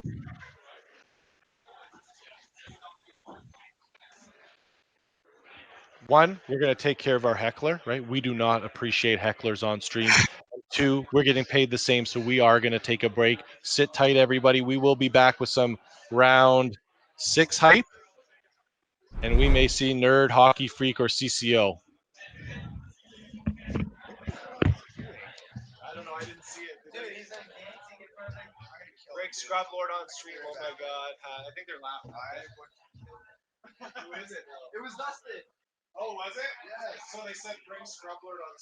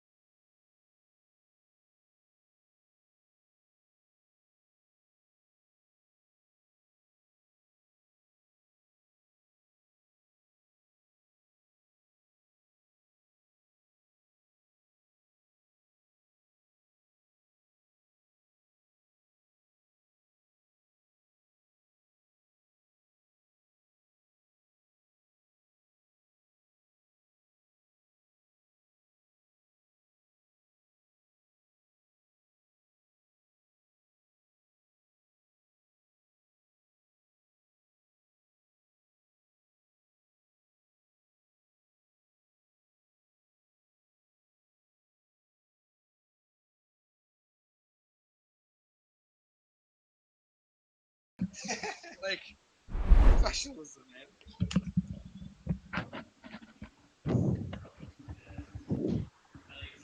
Andrew, if you can hear us, we're back. We're good. Yeah, we're back. Do we gotta keep going? Yeah, welcome back. All right, so who are we going to see here on stream?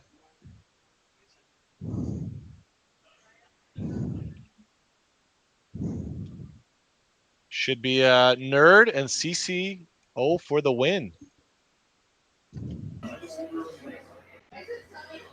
Just get the battle set up on stream. Just getting the battlers set up, guys. Appreciate the hype. A lot of support for the stream and go live, which we appreciate. Absolutely. We would not be able to show this to you guys if it wasn't for Go Live. So if you guys are watching the stream and you guys have not hit that follow button, make sure you guys do that.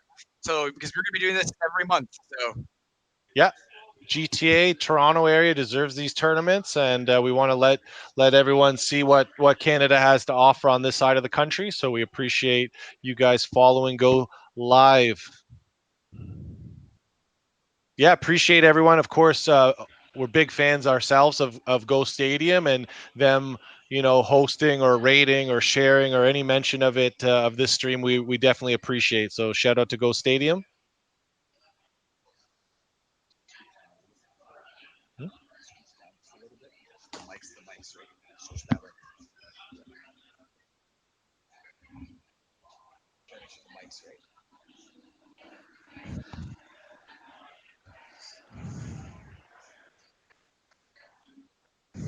Okay, just getting ready.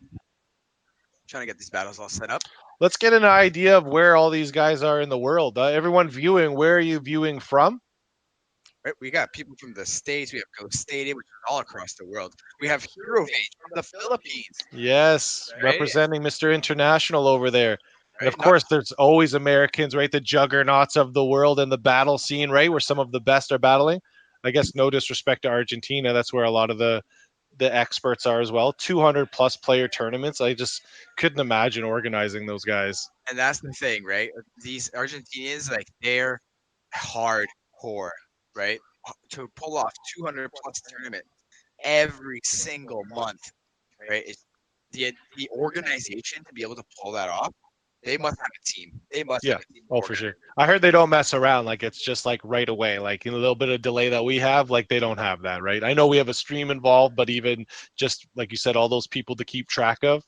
Shout out to LA. Shout out to Texas, Portugal, right? Peru, Peru. Honolulu. Nice. Interesting.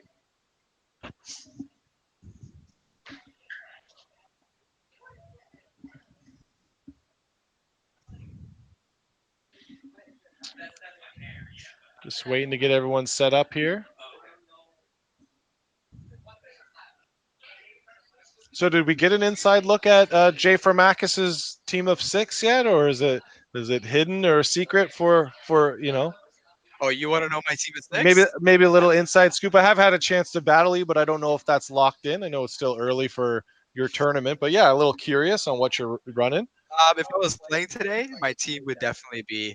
Uh, I don't know. Is I really going to give it out like that? Like, Yeah, no, hey, you could keep your secrets safe, right? Like I was debating, like again, I've got that awesome shiny Cresselia and then Poliwrath, Driftblim, Marowak, Steelix. And that last spot for me is still iffy. I scored a cross chop primate, but Bastiodon walls a lot of these ghosts, so I don't know if I'm going to decide to, take off a primate and just stick to one fighter or throw on Bastiodon.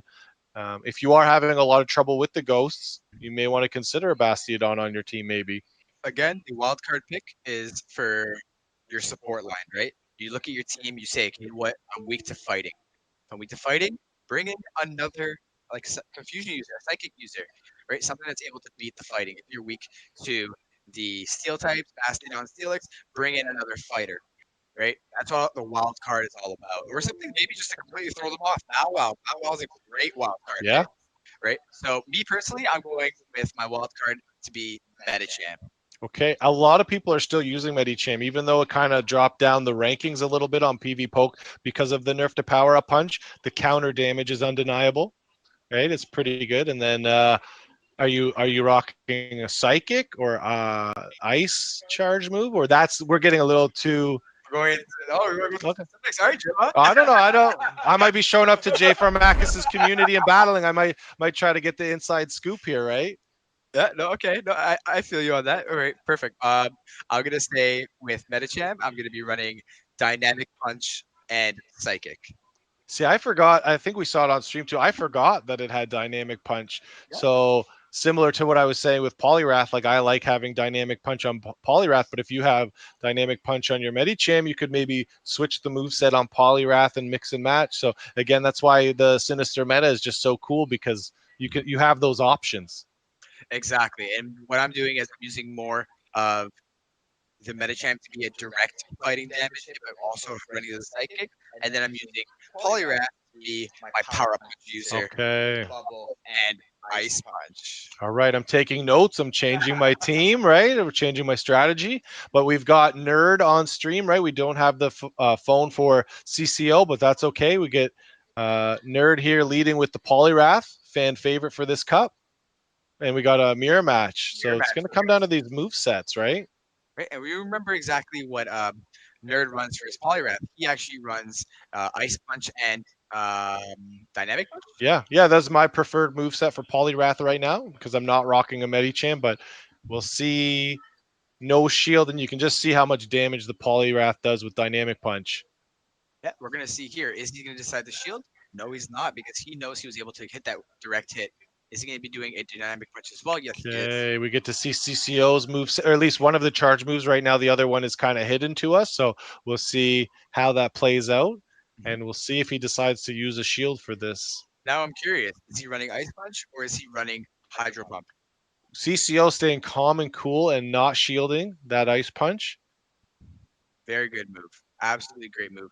Now we have Nerd swapping out, bringing in the Cresselia, and now he's waiting to see exactly what he's gonna bring in. He decides to bring Empoleon. Yeah, Polyrath is gone because of that confusion damage, and we can see Empoleon kind of waterfalling its way to a charge move. Yep, Empoleon's gonna do some decent damage, but again, it's I don't know. I think this is the shield to use, right? Since you didn't shield with your Polyrath, you got to use one of those shields, and he does. Exactly, and we all know Cresselia is a massive tank, massive tank. Yes, I know from experience, right? I'm a big fan of using Cresselia, but it just takes so long to get to those charge moves. Now we'll see what they do with the next. K doesn't use the charge move, and he hangs on to get the charge move off. That's great. Now does CCO or does Nerd Decide to shield here? I don't think so.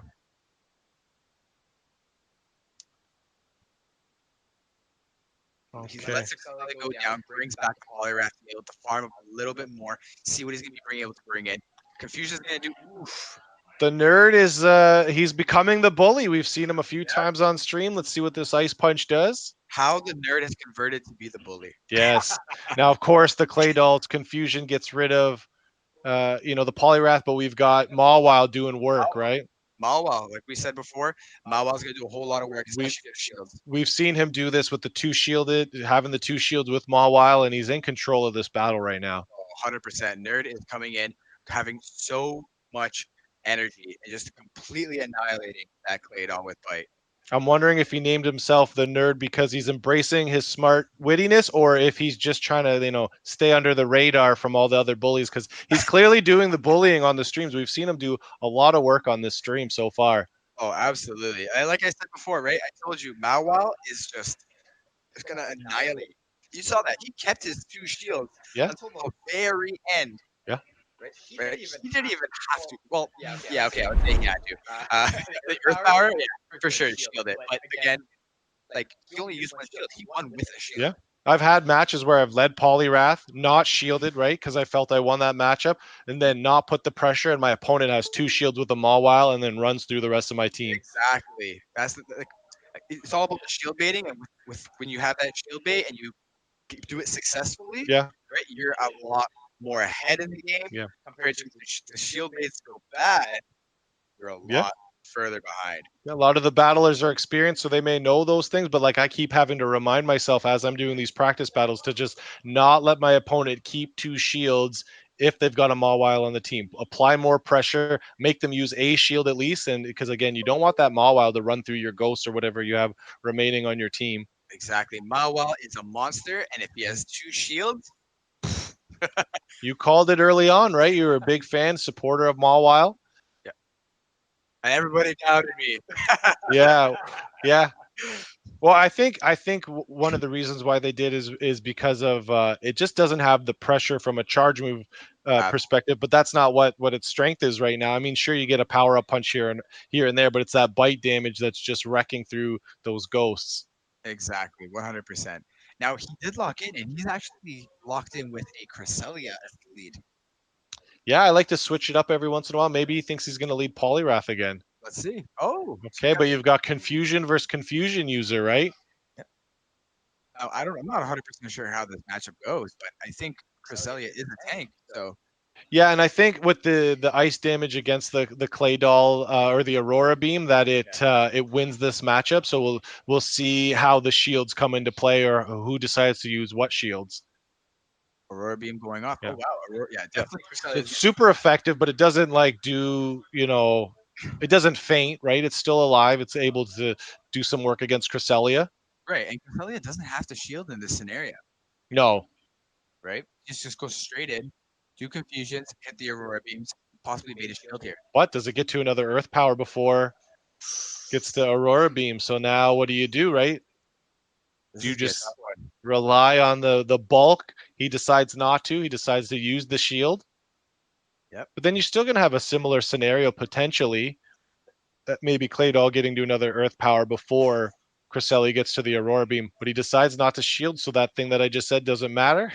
exactly. But I don't know if you noticed it, but did you see the Earth Power actually got the debuff, bringing the Cresselia's defense lower? Okay, no, I did not see that. It's a So good eye there, again, John. Cresselia is a tank, but again, lowering the defense Yeah. is huge. Still being able to pull off an Aurora Beam against Steelix, Yeah. doing some decent damage. Yeah. Neutral damage, and we're seeing. Is he gonna do the crunch? No, he doesn't have to get do the crunch. So the Cresselia is loaded. He's got some energy here, and in comes that Polyrath. And I feel this is going to be a crunch. Let's see. See, Jimma does not know. He takes a huge chunk of damage, but he still hangs onto that shield. And Yep. in comes the Mawile. Now, Polyrath is pretty good against Mawile, Yeah, this is gonna be a tough one to come back from. Bringing in the Mawile, especially. Oh man. which is good for us. Maybe we see an important game three, not just like a mercy game three. Yeah, Yeah, you can see him deciding not to shield. And that's the reason why I went to Dynamic Punch on Polyrath was to take care of Mawile a little bit. yeah. I think that was a poor switch on that one. Yeah. I'm not sure why he did the whole swap out. Yeah, CCO in complete control of this one, still having the shields. And goes for the ice punch, right? Gets rid of his last shield. Yeah. And this is GG for CCO.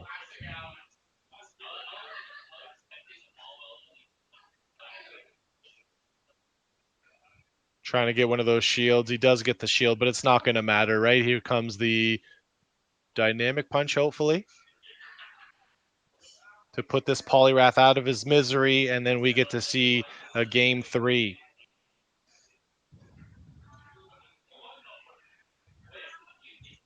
That's the thing, right? It's all about the shields. I don't even think CCO even used a shield. Yeah. I don't think he did. I think at the end he did use the one of the two shields, but it wasn't Yeah, a big deal, right? Because he was in complete control. So, but you're right, going through most of the match not having to use a shield, and exactly. sometimes that's what happens when you lead Cresselia. It's not applying the right amount of pressure that you prefer. Takes a while to get to those charge moves, Exactly. and I don't want to speak too soon, but we can kind of see what he's thinking as far as his lead goes. And the thing is, I honestly think he was in a bad matchup, but what sealed it was the switch to Mawile. Yeah. Right? Switching in Mawile against Poliwrath is just like, oof. Yeah, it's tough to overcome. Maybe if you're still rocking dynamic punch. No, even if you're well, the old. You're right. It was not the greatest of gameplays there. So we'll see Let's what see these who's do. gonna take it now. Will it be the nerd right? Now, should we even call Or him Nerd? CCO. I can. Let's see if the people in the chat can. Let's see if they can root for these battlers that they don't really know, or maybe some of the viewers do know these two. But we'll But see again, what happens. probably not the biggest names in the community right now, but these guys are coming here making a name. Yeah. Right? Going into season 2 saying, I'm going to make it, right? And That's again, what's great about a fresh start, right? So we've got Mawile versus Claydol. He gets the Claydol out right away. swaps in, brings in the Cresselia. Cresselia's confusion is just going to go to work now. See, that is now the better play. This is pretty much, I think I'm not going to call it too soon, right? But I think this is pretty much GG for Nerd. But again, he could call it and bring it back. Puts him in a great position to win for sure, right? You can see the confusion's chunked down, but he's probably not going to shield any of these charge moves, and it's going to slowly bring down Cresselia. But then the Cresselia is going to be loaded full of energy for whatever he decides to bring in. He's going to go in, J farm the heck out of that Polyrath, right? Just literally just J farming completely. Doesn't matter what he throws. He's going to be full on energy, and he's just going to shoot off those charge moves for the next Pokemon coming in. Aurora Beam going to be great, doing some neutral damage depending what's coming in, or Future Sight going to be heavy hitting. Yeah, both got 2 shields left. He's thinking, he's debating. Is he bringing the Clay? No, the Steelix, which is a good play. Like Aurora Beam's neutral, but it doesn't do a ton of damage. Again, Aurora Beam is probably the better move to use. For sure. That's why I have Aurora Beam on my Cresselia, is because it is neutral damage, right? Steelix will resist the other charge moves. He'll be able to pull off another Aurora Beam. He does. Well, that's what I was going to ask before, actually. Like, he didn't have to pull off the Aurora Beam, right? He does have, I think, his Polyrath in the back. But again, he was able to bring down that Steelix. Well, you want to get that second Aurora Beam off before he could potentially crunch you down. Exactly. Bringing in the Polyrath. He's not going to shield, but if it's Earthquake, it's going to do a lot of damage. When are these guys going to use their shields? Yeah. We'll find out. This is a lot of shieldless matches. I don't know why he's keeping it. Why is it straight up? Okay. Well, I think we know why Nerd's saving his 2 shields, right? To protect his Mawile when he does bring him into battle. Deciding not to shield again. That's crazy. Oh my god. So, like, he's got a shield eventually. Like I understand, like it's such a big matchup that he's gonna be able to just destroy the Claydol, keeping the double shield. But still, like, keep the Polyrath. I get it though. I get it. Yeah. I do get it. Because he knows he's gonna be able to bring down the Steelix and keep the Mawile for the Claydol. But this is one of Jimma's worst nightmares, though, is losing with shields. We mentioned you do. That's what Mawile has the ability to do, is make you lose with shields remaining. So, like, and you don't want to ever shield a power-up punch. But sometimes you have to, but like I think he just knows it's GG. He knows it's GG. And Nerd is the big bully. Mawile and the Nerd taking down another win. Wow. Yeah, he needed to use some of those shields, and that's a reminder for all the viewers, right? Again, a lot of people are aware of that, but Mawile with shields is deadly, and he has the ability to make you lose with shields remaining. So you got to use them earlier in the match. Oh, absolutely. And seeing. Like, I understand not using your shield, again, like we were saying earlier, right? Yeah. Not using the shield because he knows that he has Claydol in the back. Once Claydol comes in, Confusion's just going to annihilate Polyrath. Yeah. Why use the shield? Bring the Mawile, double shield, just annihilate the Claydol. I know CCO was sitting there thinking, I could have used some of those shields earlier. Oh, absolutely. Well, let's get hype, right? We're coming to the end, right? Maybe we should pick up some energy here and like see what's going on. The Nerd bullying his way to take home this trophy. Let's update and see who's doing what. Yeah, shout out to all you guys in chat. We appreciate the support. PvP is possible because of you guys. I think now we are going to be bringing it to Jolt Switch interviewing the Nerd. Yes. On to you, Jolt Switch.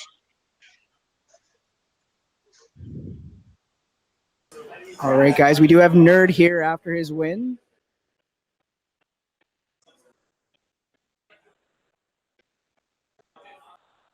Hey, guys. Jolt Switch here. We've got Nerd here after another win. Congratulations on being on table 1 there. Definitely some moves there with that Mawile. Oh yeah, it's been going crazy. Yeah, it's pretty intense. I mean, I've got one of those on my team too, but you're putting it to work today. Okay, I won't lie. Yeah. Like, prepping up to the tournament, I had all these teams planned out because Sinister's kind of crazy. You can like, there's so many teams you can make that are pretty viable, and I had Mawile on my wish list team, and it wasn't until last night that a friend of mine that I was raiding with, because I was fresh out of charge TMs, I had 0, so I was just raiding with her, and she just powered up and double moved a Mawile, and she just traded me. She's like, "Take it, you need it." So I had like no practice, but I'd watched so many videos going in that I was just like, I have to take it. I got to use it. It's on the dream team. And that's awesome. So you got that one from a friend? Yeah. Like literally just last night.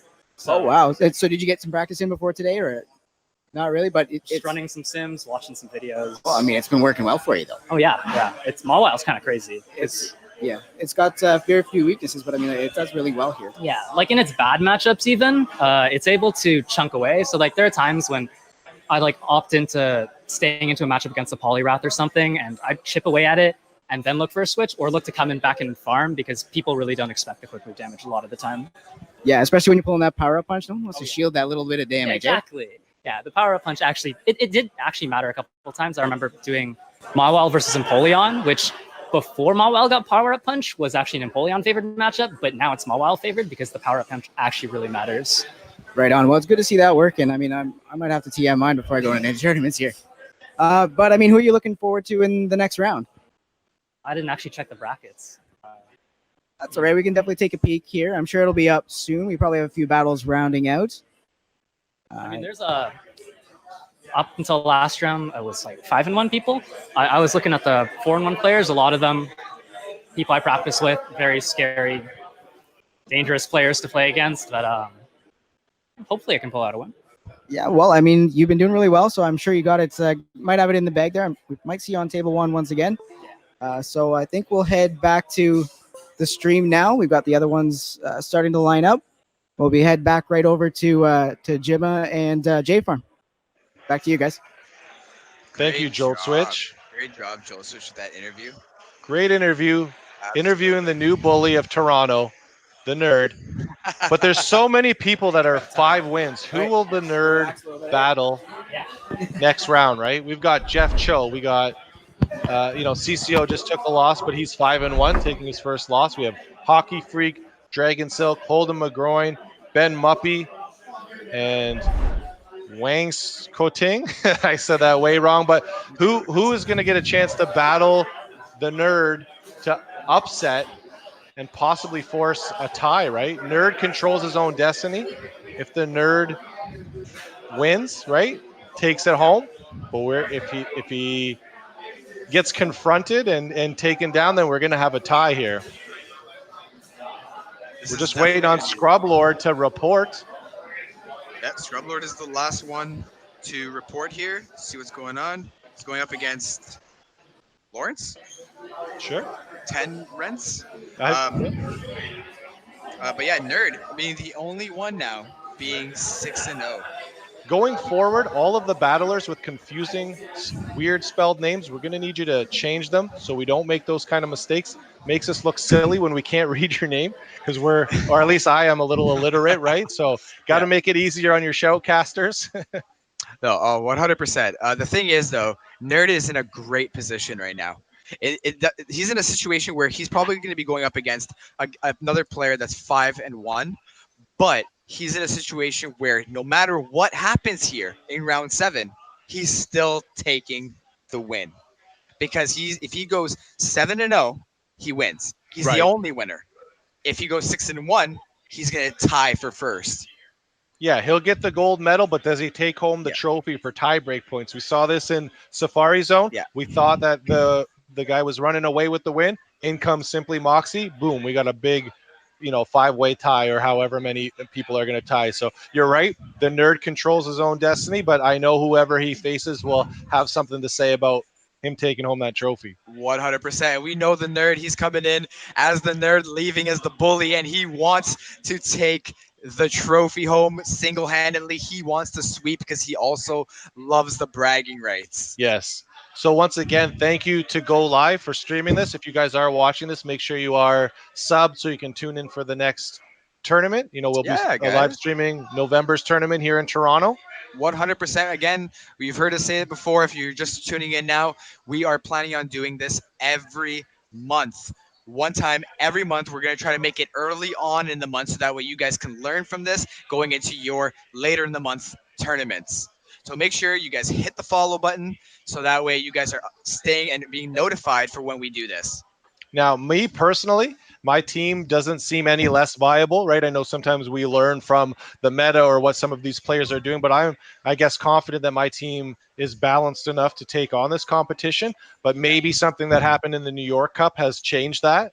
And maybe that's just because I was already familiar with the damage that Mawile can do based on some of my wins or some of my losses. So hopefully you guys are learning, or this will help you adapt to for your tournaments. Absolutely. This is all what it is, right? We're not just doing this just to show you guys the broadcast and showing you guys how Toronto's tournament is. Of course, we want to show you how Toronto's tournament is. We want to get Toronto to be bigger than what it is, than what it was in season one, right? But this is more just so you guys, so we can teach you guys what's going on here, right? So that you guys are more prepared going into your next tournament. Yeah, absolutely. Hopefully, some of those battles have helped you learn. We have seen, Drift Blim ran crazy yesterday in Cali. The nerd is showing off his Mawile, and again, maybe New York was a different story. So I feel that if you play your team of 6 properly, you can come out on top. I don't think we have to be a copycat and just copy the nerds team or for the battles team from Cali yesterday, or No. Valor Ash from New York. Of course, it's great to learn and absorb, but Right? just put your practice in. Exactly, and exactly what you were saying just now. Just don't copy the team because it's not about the team. It's about the way you use the team, right? Again, it's just because Valorash's team is amazing, but it's the way Valorash uses the team is what the way is the reason why it's so amazing, right? So come in, learn what the way your play style is. After you learn your play style, then you'll know exactly the way you will use your team the best and the most optimal way.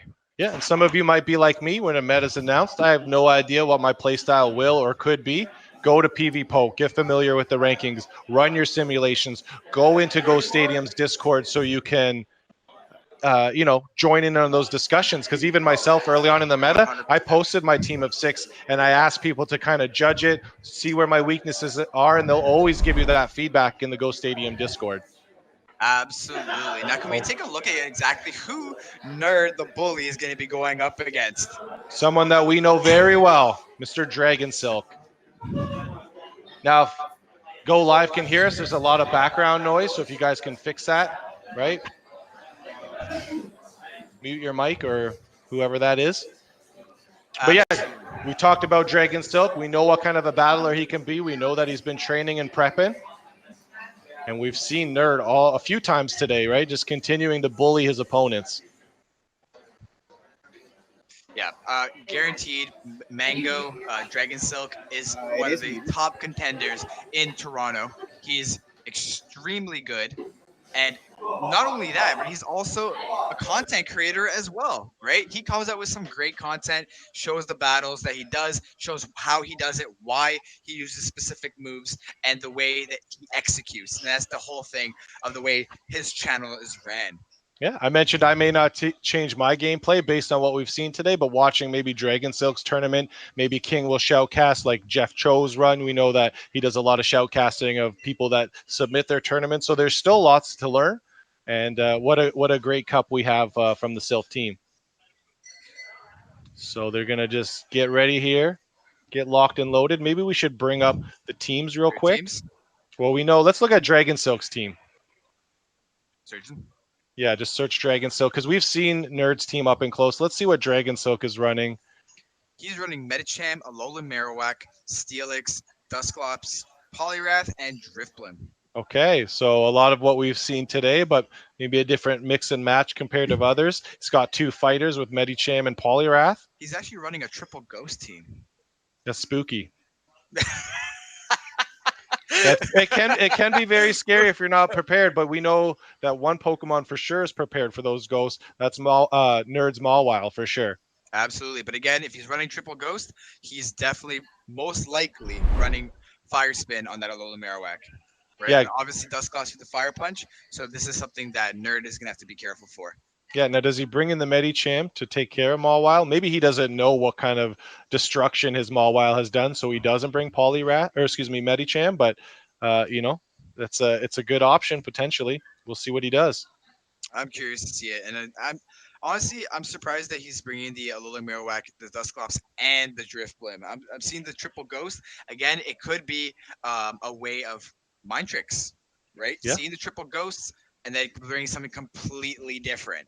Yeah, but that's really good what you said, though. I think you're right. Based on him having 3 ghosts, why not change it up for the quick move on Marowak, right? Right. You have your Alolan Marowak being more of a generalist with Fire Spin, being able to do well against the tanks and also Yeah. the ghosts. But now you need something that's going to be more heavy towards the ghosts. Yeah.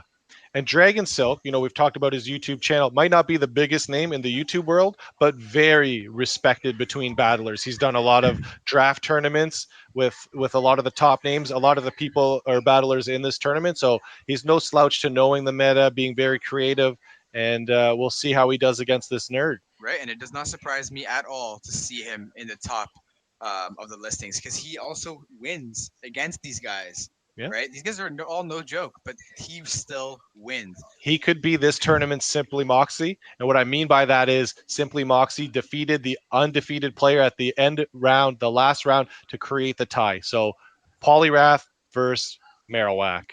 Now, Dragon Silk is taking the lead here. The bubble Poliwrath. He's going to swap out. Probably going to be bringing a mirror Poliwrath. Now he's going to decide to swap out, bring in the Dusclops.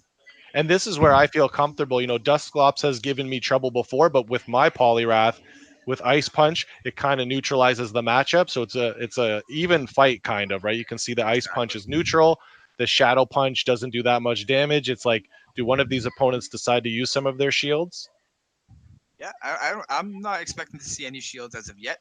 I think probably later on in the battle, we're going to see more of it. Right. And that's where I learned my lesson, though, is making sure I use a shield because of my opponent having Mawile, because Mawile is so deadly. Exactly. Now, again, that Dusclops is going to get to another Shadow Punch prior to Poliwrath pulling off another Ice Punch. Now, Nerd is deciding not to shield again. Still keeping not shielding, but he's going to go with the Ice Punch. Ice Punch is going to do quite a bit of damage. Is Dragon still going to decide to shield? No, they're both hanging onto those shields. And down goes Dusclops. Now, Poliwrath has about halfway on his charge moves. Remember, he was farming with that Poliwrath. He was able to just get up there in energy. He was not taking huge fast move damage, but that Ice Punch is going to be able to just take down that Poliwrath. And we see Nerd did not bring his Mawile this time. Again, Haunter. Here I see the Ice Punch, the shield from Nerd, and then going for the swap. Let's see if you're right. There's the shield. Oh. Building up energy. I think he feels comfortable. I didn't see which charge move this is, but it is going to be shielded. Shadow Punch, okay. That's good. That's good for Nerd, right? Not wasting all that energy with a Shadow Ball. Decided to actually go with Ice Punch. Oh, yeah, for sure, right? Yeah. This puts the pressure on it.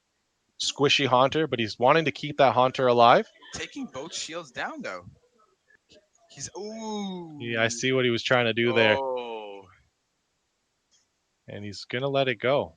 Yeah, good call. He's going to bring in Steelix, but keep the shield. Haunter's going to be able to get off a Shadow Ball.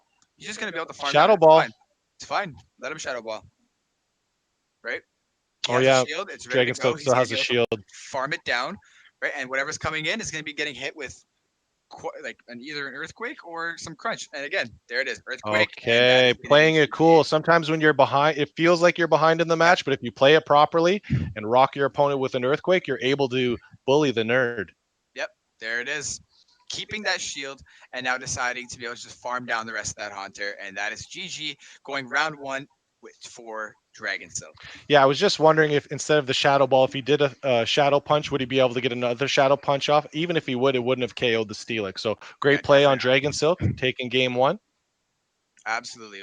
That was just, again, they know the Sims, right? They've been running PV Poke since day 1. Yeah. They've been doing battle simulations since the start of Sinister Cup, right? They know exactly how much damage everything is going to do. Wow, we're going to Well, I was pointing because I'm like, he's bringing in the Mawile. Yeah, I think the Mawile is gonna. Whew. Well, we'll see. Because Kinda- remember, Dragonsilk came in with double Ghost in round 1. Let's see. Again, keeping the Mawile in the back, going with lead against Polyrath. Shaking the screen. Do I lock in? Yeah, Let's see do I what we lock do. in? Dragonsilk's thinking. He's like, you know what? He did really well. He has that Mal on that team. How do I want to go about this? I kind of like this lead from Nerd though. When I look at the lead compared to the rest of his team, I think it's a good matchup in most scenarios. Then he's got some firepower in the back, so we'll see how that plays out. Let's see. Dragon Silk knows how important this match is. Okay. Go double. If he goes double fighter here, Mango is a genius. Or does he lock in with the Gulpin? Probably not. Oh, Okay, still let's going see. double Ghost. Ooh. All right, let's see. All right. I'm, He's gonna have to keep the Polyrath alive. he doesn't know this. Yeah, that Mawile is potentially going to do work on his team. Yeah. Dragonsilk's gonna have to know. He's gonna have to keep this Polyrath alive. Yeah. And we know, we've learned, right? CMP is completely random. There's no more first round, second round, rock, Yeah. paper, scissors, nothing like that anymore. It's just straight random. And Nerd using one of his shields early on, which we've seen him kind of hang on to those shields. Yeah, you actually decided to not use shields here. Sorry, to use shields. Right. Here. It's very weird for Nerd here. Yeah. And Dragon Silk lets it go through. Oof. I think that's gonna be a problem for Dragonsilk.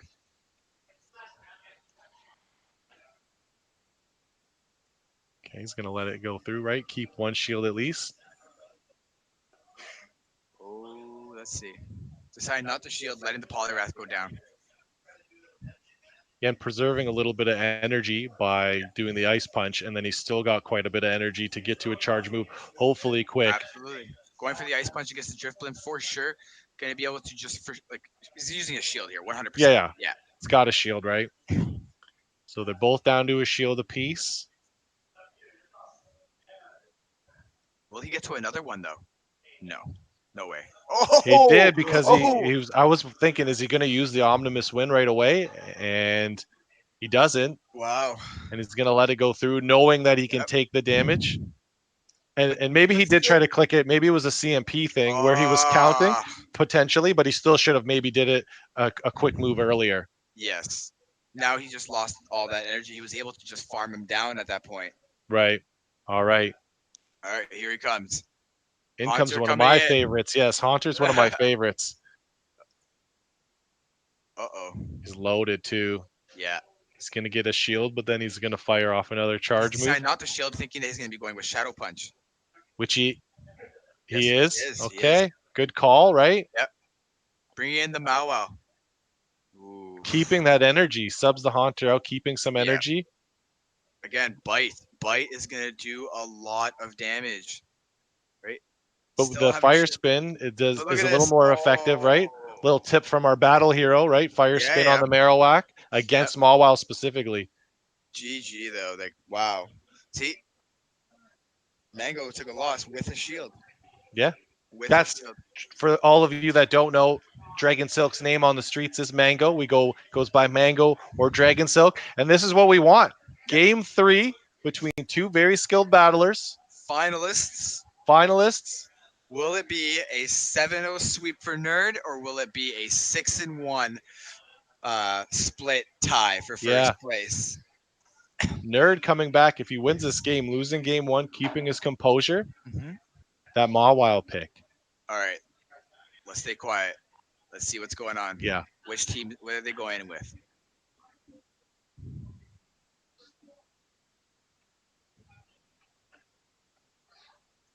Shiny Lugia is nice. Not on his team, but Nerd potentially completely switching it up.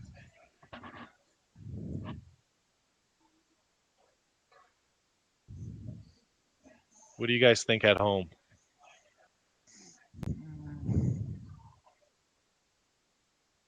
Do they lock in? Oh man, if Mango goes Polyrath lead, to Nerds Cresselia lead. This is going to be tough. Another one. Another one.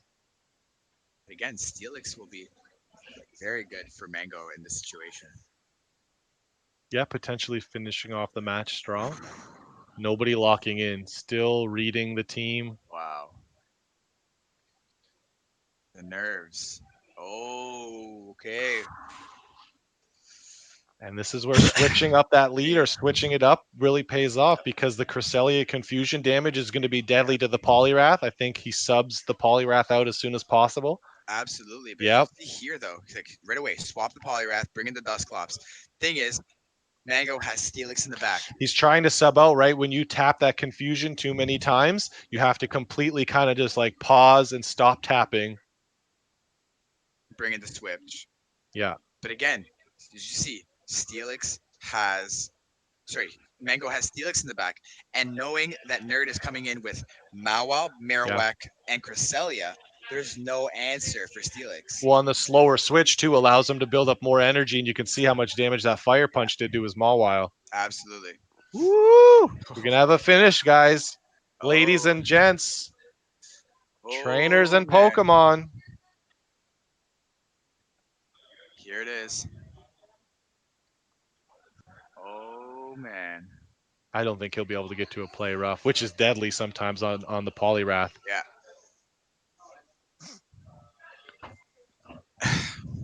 Okay, we can't see Can't the see the battle screen. anymore.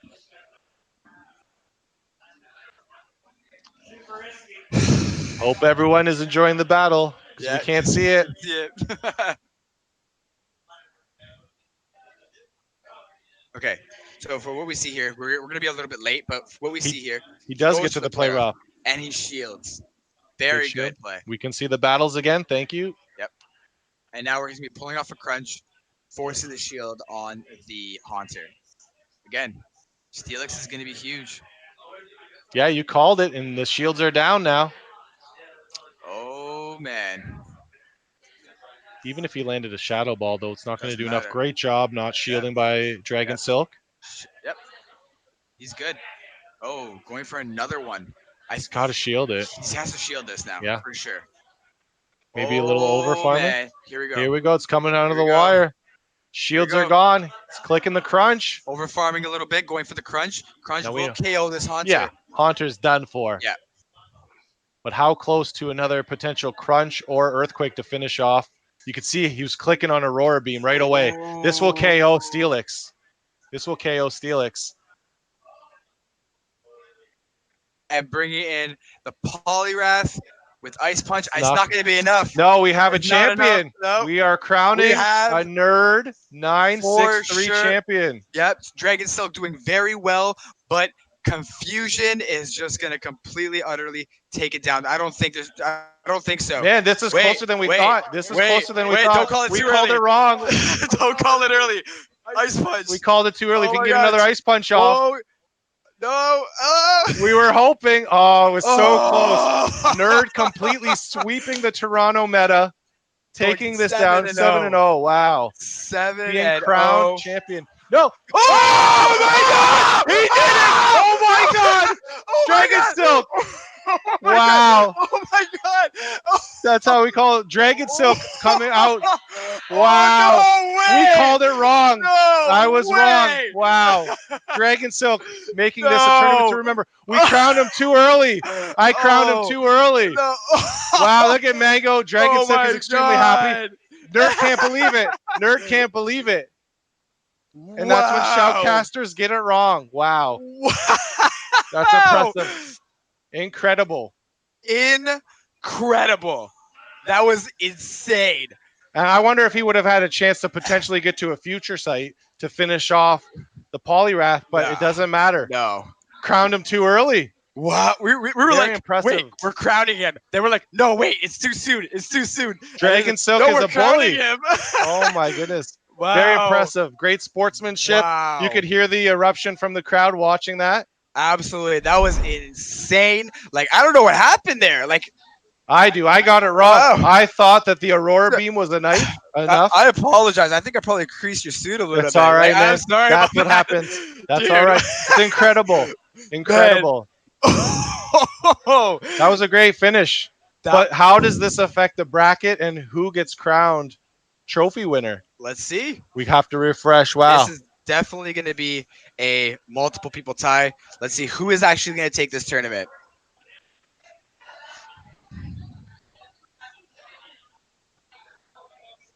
We just have to refresh. Refresh. We'll have to go to the brackets too. We're going to have to wait for everyone to update their brackets so we can go to points, but we have to wait for more people to Finish up update. there. Yeah, multiple battlers with 6 wins.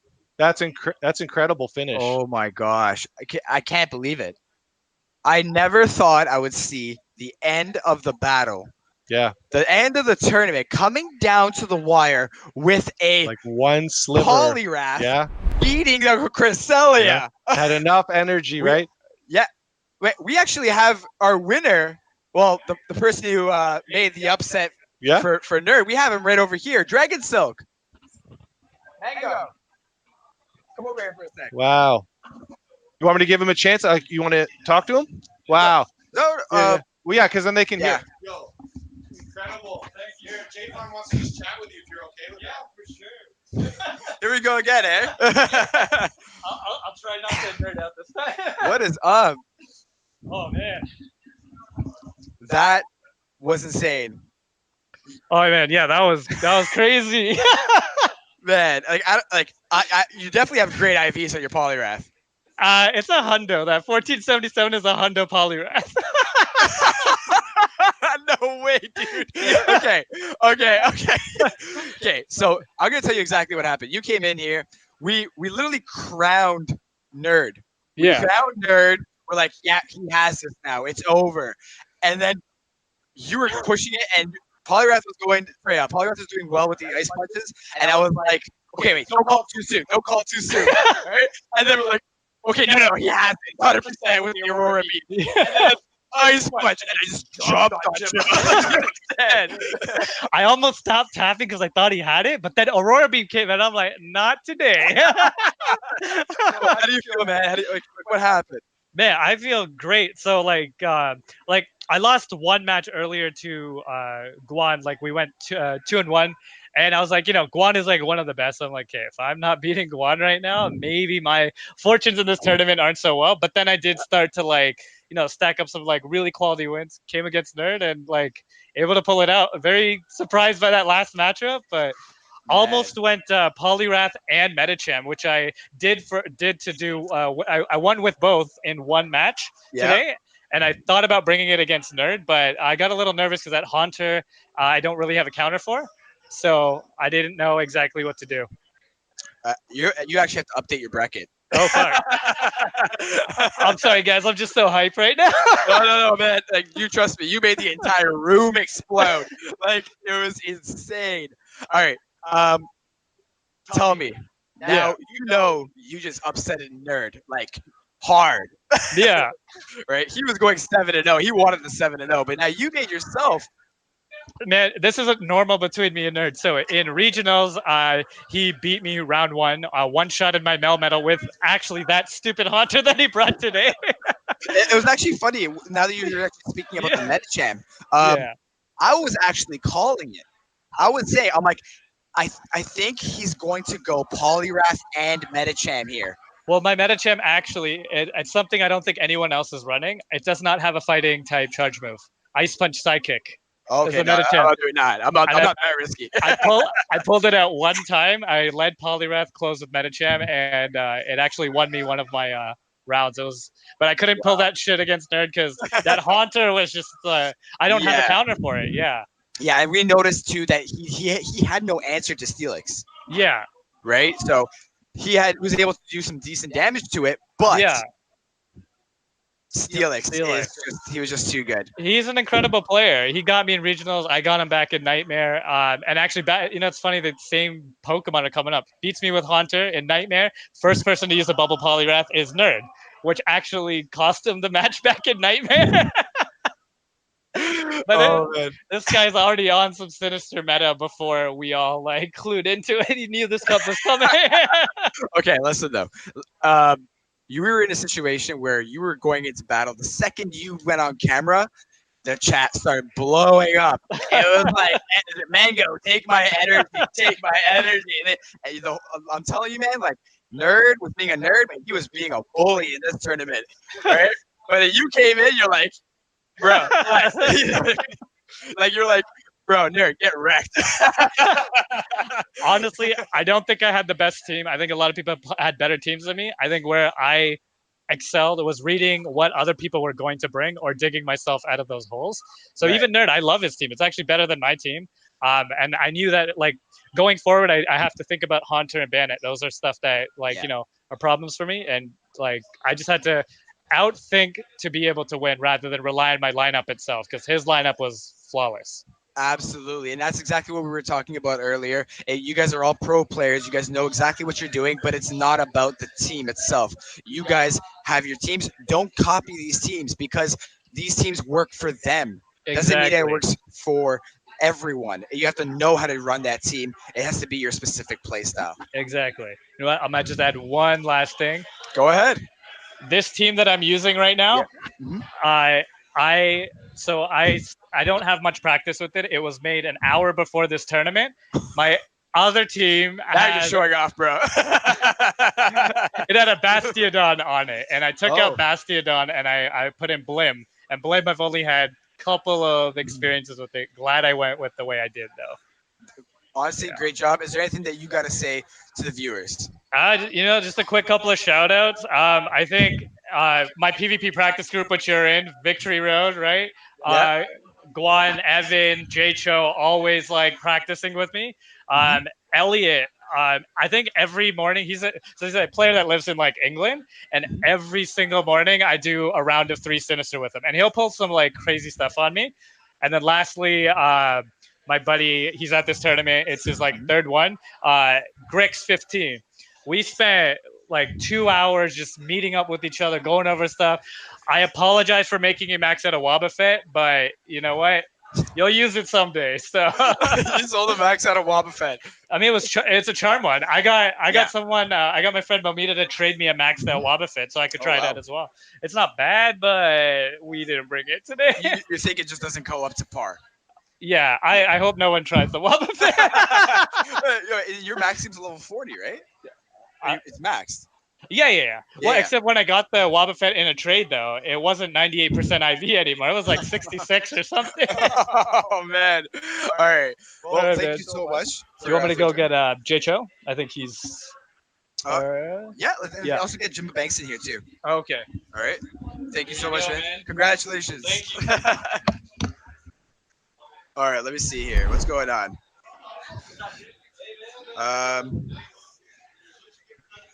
Hey, Scrub Lord. Dustin. You call it?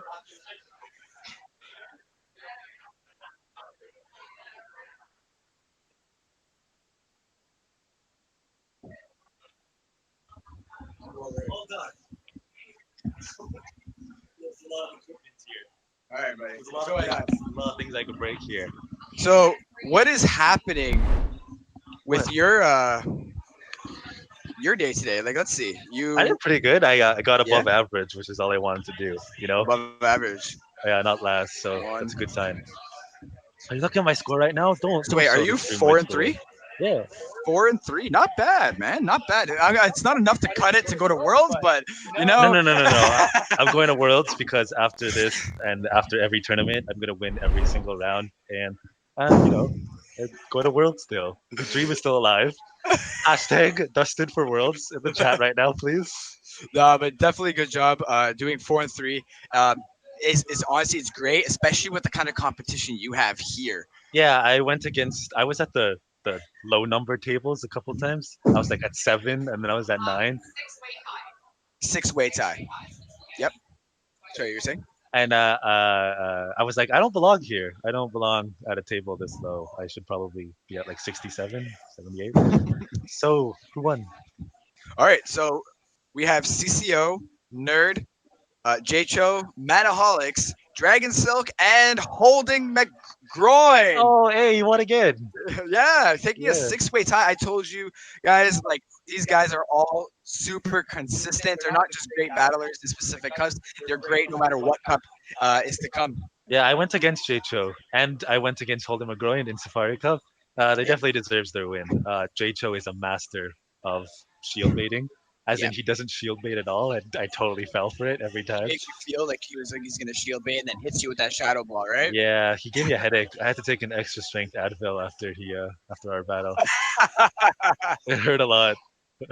Alrighty, well, honestly, congratulations to you for doing 4-3 against the serious top competition, especially guys who've been in Worlds, right? These guys have been to Worlds. Yeah, and I'm right? gonna go to Worlds with them this time. Oh, this time. Yeah, it's a prophecy. It's foreshadowing. I'm gonna go see You're Holden foreshadowing. McGroin. I'm gonna go see 0.000000000 J-Cho. I'm gonna see them at Worlds. Well, I can definitely tell you that Holden McGroin is top tier, just like J-Cho and King and everyone else here. Yeah. But thank you for joining us, man.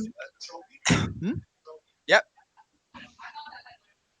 It's trophy time. That's a beautiful trophy. It was around for 2 seconds, but now it's gone.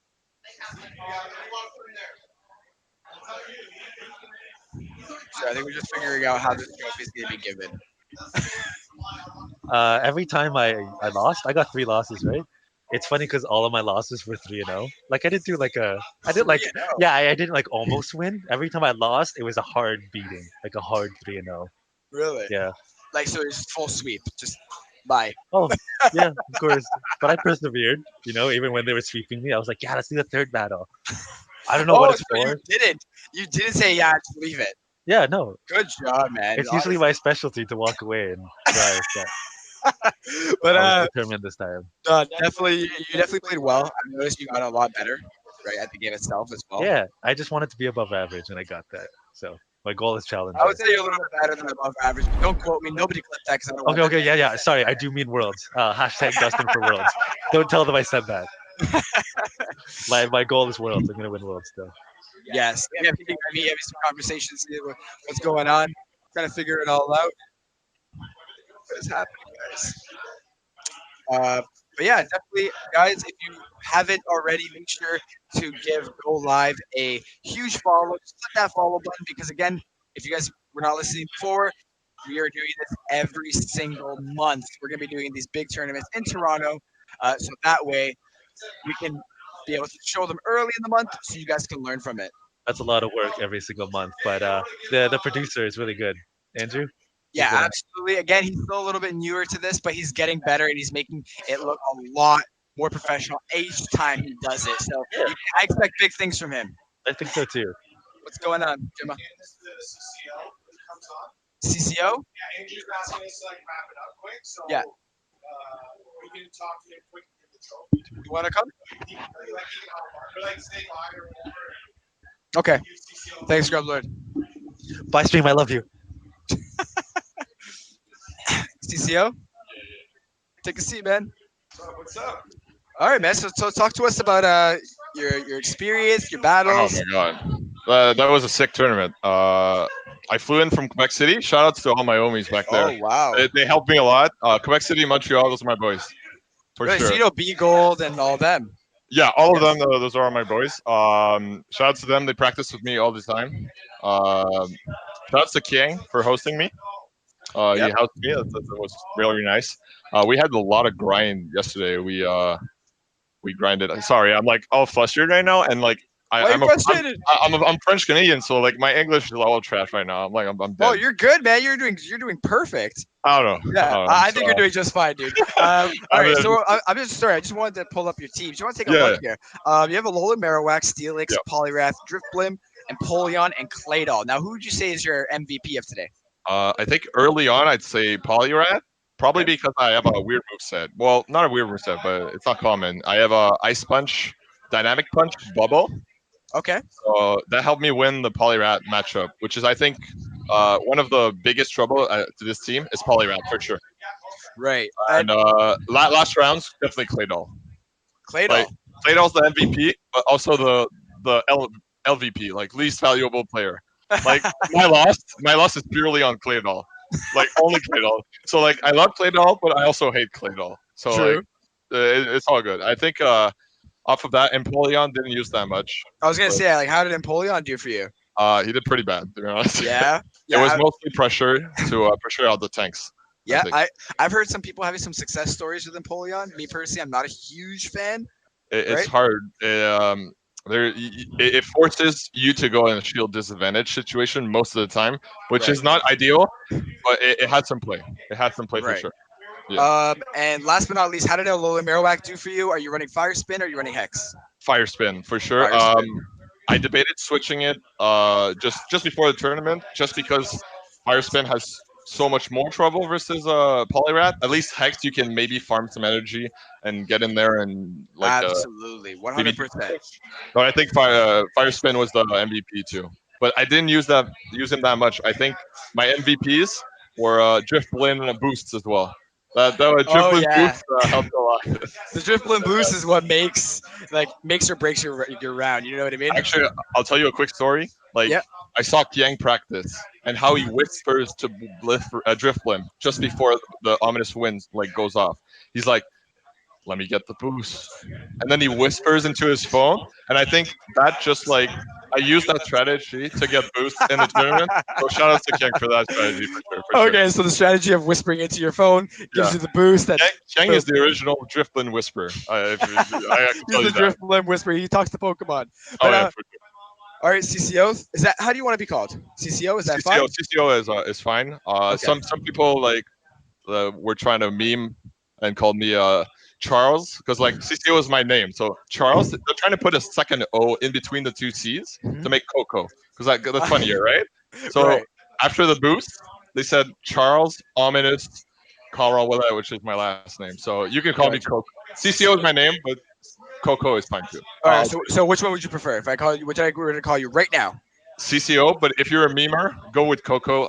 That's better. If you're a memer, that's a better choice. Well, For I'm definitely not a memer. I'm more of a content creator. obviously, but like I know, shout out to memers in chat. There are definitely right? some memers. For sure. But For sure.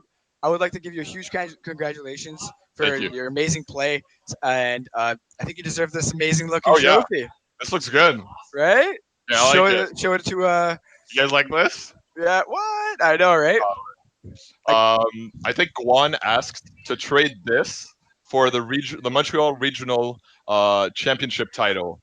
Because I lost to him in regionals, Okay. which is a strong trainer. So he wanted to trade this for maybe the regional title for Montreal. We'll see what happens. But Oh, yeah, interesting. we might trade. We might trade.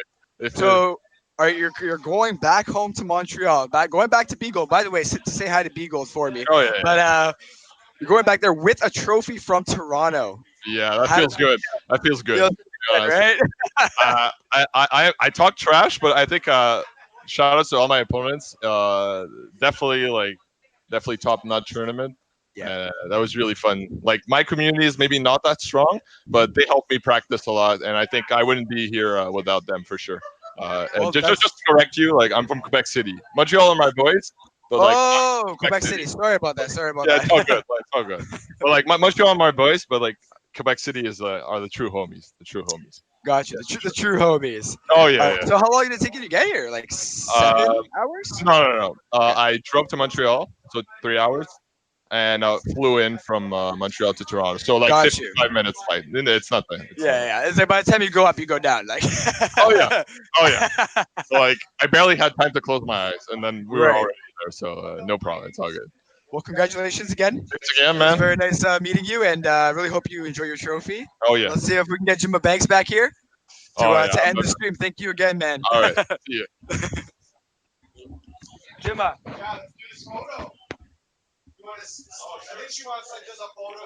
Yeah, after. Alrighty, guys. Thank you guys to all the viewers still watching the stream. Thank you guys. Huge shout out to Go Live. Go live. Right, the Toronto community, the whole PvP community. Anything Toronto, Jay Farmakis, Jimma Banks, you guys, the viewers, all the battlers, all the PvP. We're excited to do this again next month. We really appreciate you. Thank you guys, and we're gonna see you guys on the next month's Sylph Arena tournament. Thank you. Guys Cheer! again. job, man. I know it was rough at times with what we were seeing. Yeah. Communicate that with Andrew.